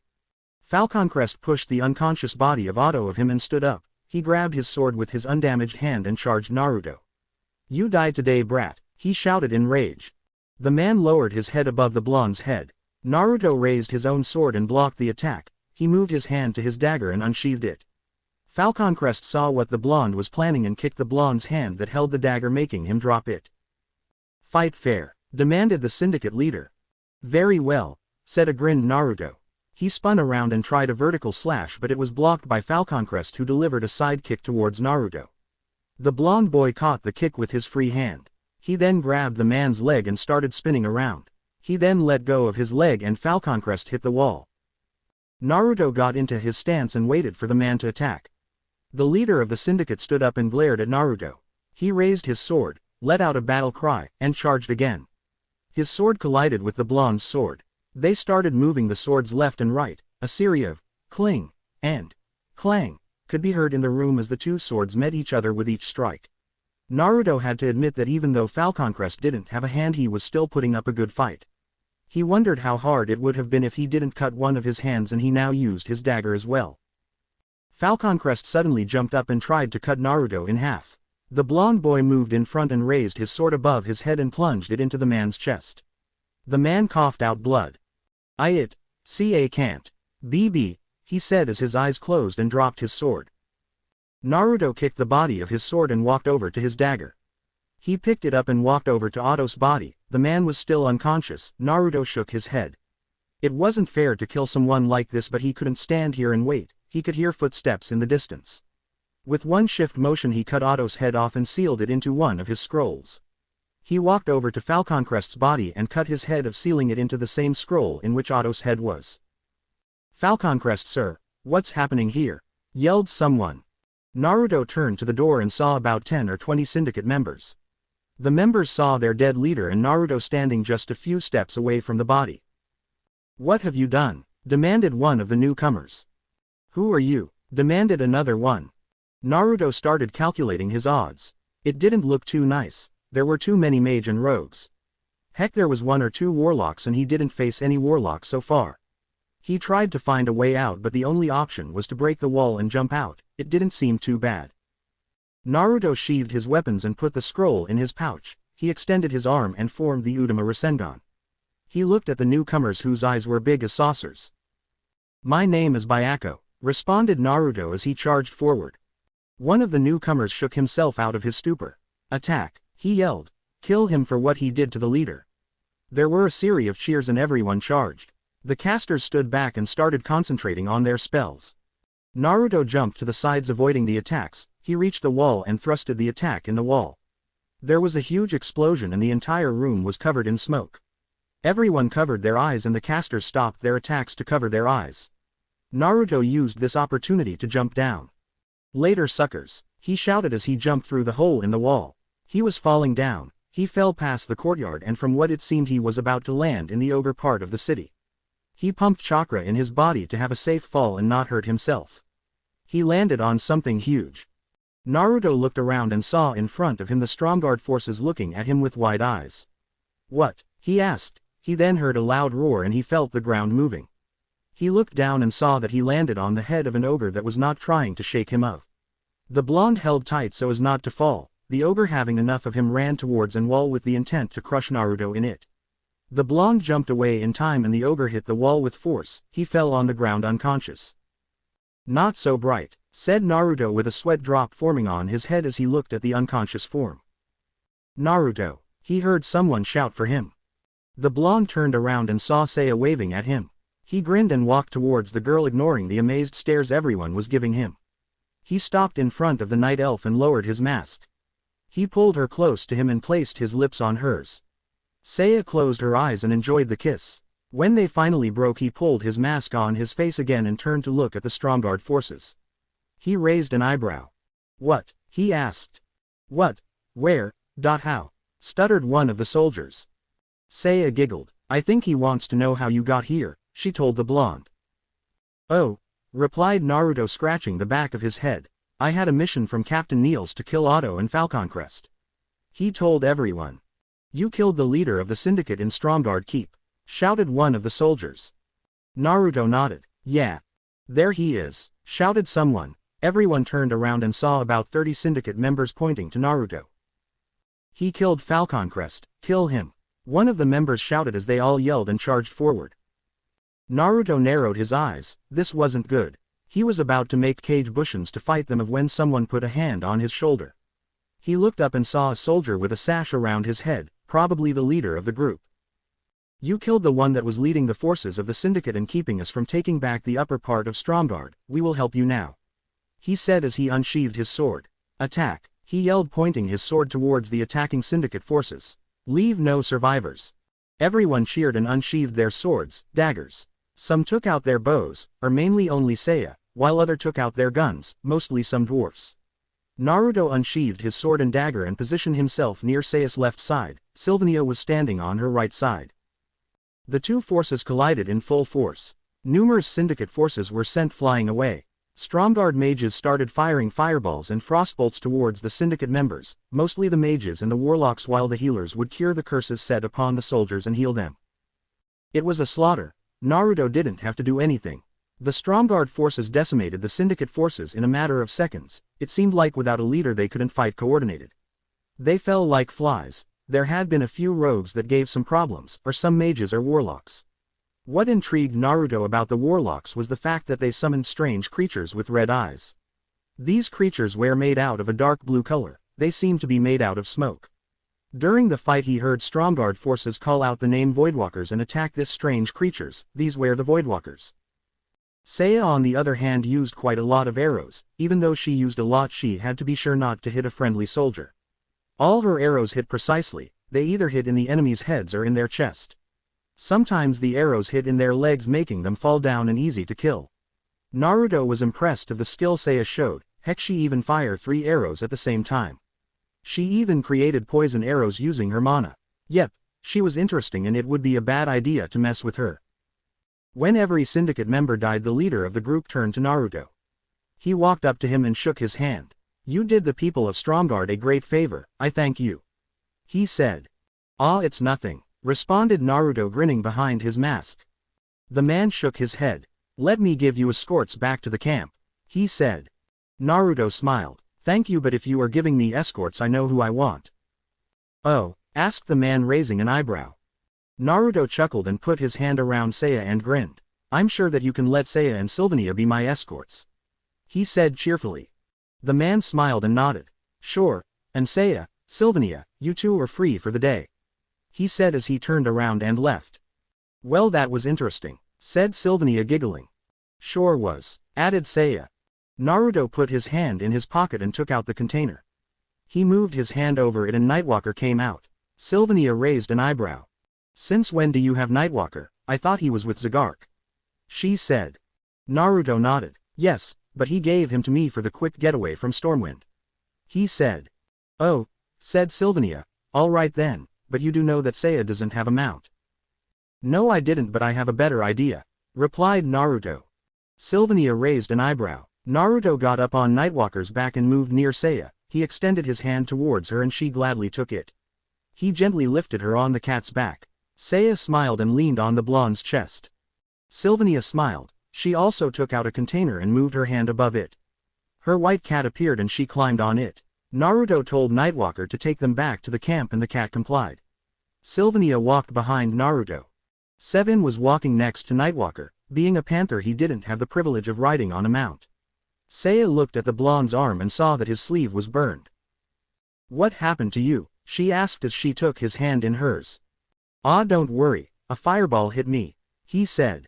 She gasped. You should be more careful, a fireball can kill you, she said as she looked up at him. Naruto smiled at her and hugged her. Don't worry about me, he reassured her, things like this always happen to me. Well, they shouldn't anymore, you have gone through enough in your life, she said. Naruto shrugged. I can't avoid things here, besides, I am here to help. Seiya smiled at him. You know, you would make a great leader, and a hero, she told him. Naruto smiled at her. 5 people entered a cave, they looked around and then suddenly one of them yelled out. Naruto, he screamed. A dwarf leaned to the rest of the people. Wow, this is the second time I hear him scream, he told them as they nodded. So he's not here, said Felma looking around. Though he could have been nicer to our hideout, she said as she shook her head. The entire place was destroyed, the flags were ripped and burned, the firewood was destroyed and the weapons were missing. I wonder why he took our weapons, said Trinir looking around. I wonder why he ripped the book, said Vaughn. Zagark raised an eyebrow. He shifted in his panther form and started smelling the air. He then started growling dangerously. What now? Asked Felma raising an eyebrow. Zagark looked at her. Scarlet Crusade. Their scent is everywhere. Vaughn dropped the book from his hand. No way. Does that mean? Asked Trinir. Zagark shook his head. No, it seems like Naruto's and the princess's scent disappeared a long time ago. He told them, it seems though like the crusade took all our weapons.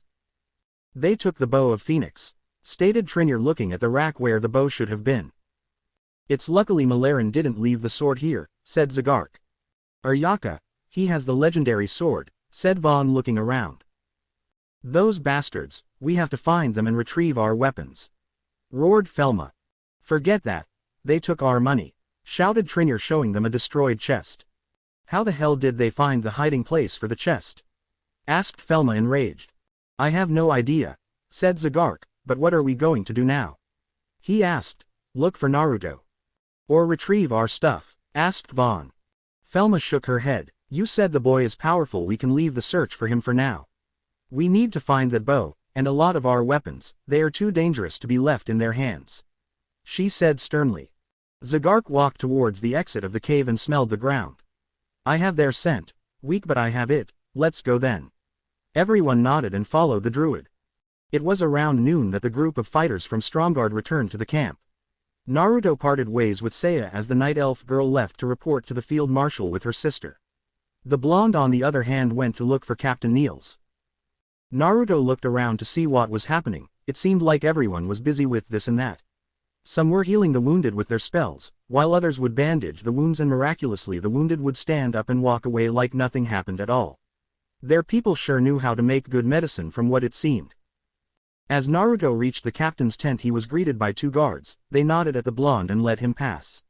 Naruto walked inside the tent and saw the captain behind a small desk looking over some documents and writing something in what seemed like a notebook. The captain looked up to see who entered. She smiled as her eyes rested on Naruto. She motioned to him to take a seat in front of her desk. The blonde complied and sat down in a chair. So, I assume that the mission was a success, Niels said as she rested her chin in her hands. The blonde nodded. Mission complete, targets killed and numerous casualties on the syndicate's side. He grinned behind his mask. And their heads? The captain asked. Right here, responded the blonde taking out a scroll and placing it on the table. The captain scratched the back of his head. Really doubt their heads would fit in here. The blonde chuckled at the captain. He took the scroll and wiped some blood on it. The scroll opened and two heads popped out of it. Naruto was holding them. Are you sure? He asked with a smirk. Niels stood gaping at the sight. True, the heads of the syndicate leader and his bodyguard was in the blonde's hands, but she had never seen something like this, putting heads in a scroll that was something new to her.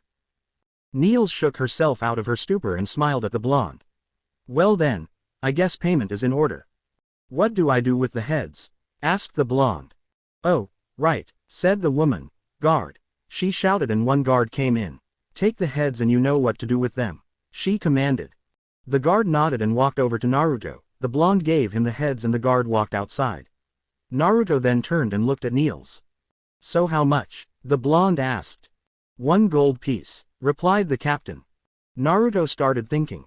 First time when he bought something he was given copper and silver in exchange of that gold piece, meaning that the gold piece is the highest form of money.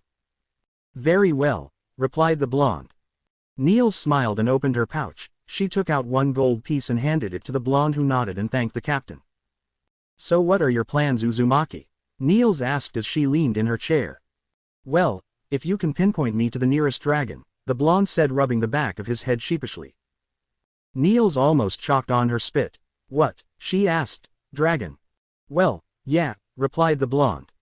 What the hell do you need to find a dragon for? Asked Niels. It was almost like shouting to Naruto. Well, I need to find one for a certain quest I'm on, replied the blonde. Truth, it wasn't a mission or anything like that, but it was for Phinia. He wanted to see if there is a possibility to up her lifespan. I don't know what they are paying you and what they need, but the only dragons I heard of are the ones in Tanaris, Silithus and Dustwallow Marsh. Of course there is a dragon that flies over Azeroth and sometimes stops in one particular spot to rest, Niels said. And where exactly is that? The blonde asked. Well, the said dragon sometime rests in Duskwood, wetlands, and from what I know in Ashera as well. The captain responded calmly. Where do you think he is now? Intrigued Naruto. Niels shrugged. He could be anywhere. Oh, and there are dragons in Searing Gorge and Burning Steppes, not to mention in Blackrock Mountain, she told the blonde. Great, that narrows my search to a few thousand dragons, sighed the blonde. Didn't they tell you where to look for the dragon or how it looks like? Asked the woman, curious. Naruto shook his head. No, I just have to find the oldest dragon there is, he replied. The oldest, you say? The captain said as she put her hand under her chin and started thinking. So far I know that the oldest dragon is in Tanaris in the Caverns of Time, she told the blonde. Maybe that is the dragon you seek. Where is Tanaris then? Asked Naruto. It's in Kalimdor, to the far south. The Caverns of Time are located somewhere in the desert, I believe south of Gadgetzan, Niels responded.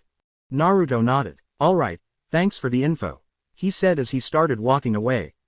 If you need anything, a mission or something, look for me. Niels called. Naruto nodded as he left the tent. The captain turned back to her work, but at the same time she was wondering what the blonde wanted from a dragon, or better yet who wanted to send someone as Naruto after a dragon. He didn't look like he could take on a dragon yet. As Naruto was walking through the camp he looked around trying to find something to eat. His stomach demanded it.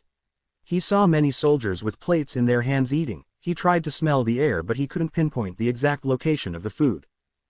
Naruto decided to go in the direction the majority of the soldiers that were carrying food plates came. After walking a little more he finally reached what looked like a stove in the outside and a chef that was preparing food. He walked over to said chef and stopped just a few feet away. The chef turned towards Naruto and his face lit up. "Well, who do we have here?" he asked laughing. "Come boy, I guess you are hungry," he said as he turned to the pot. "Do you know me?" asked Naruto. "Who wouldn't?" the chef asked, grinning to Naruto. "You are the great Byako after all, the one that killed the syndicate leader and his bodyguard." Naruto's eyes widened. "News surely traveled fast here." "Well yeah," responded Naruto, scratching the back of his head. The chef turned his head at the blonde and smiled. "You did us a great deal boy, now we will be able to retake Stromgard and rebuild our city," he said happily. The chef then took a plate and filled it with food. He turned around and gave the plate to Naruto.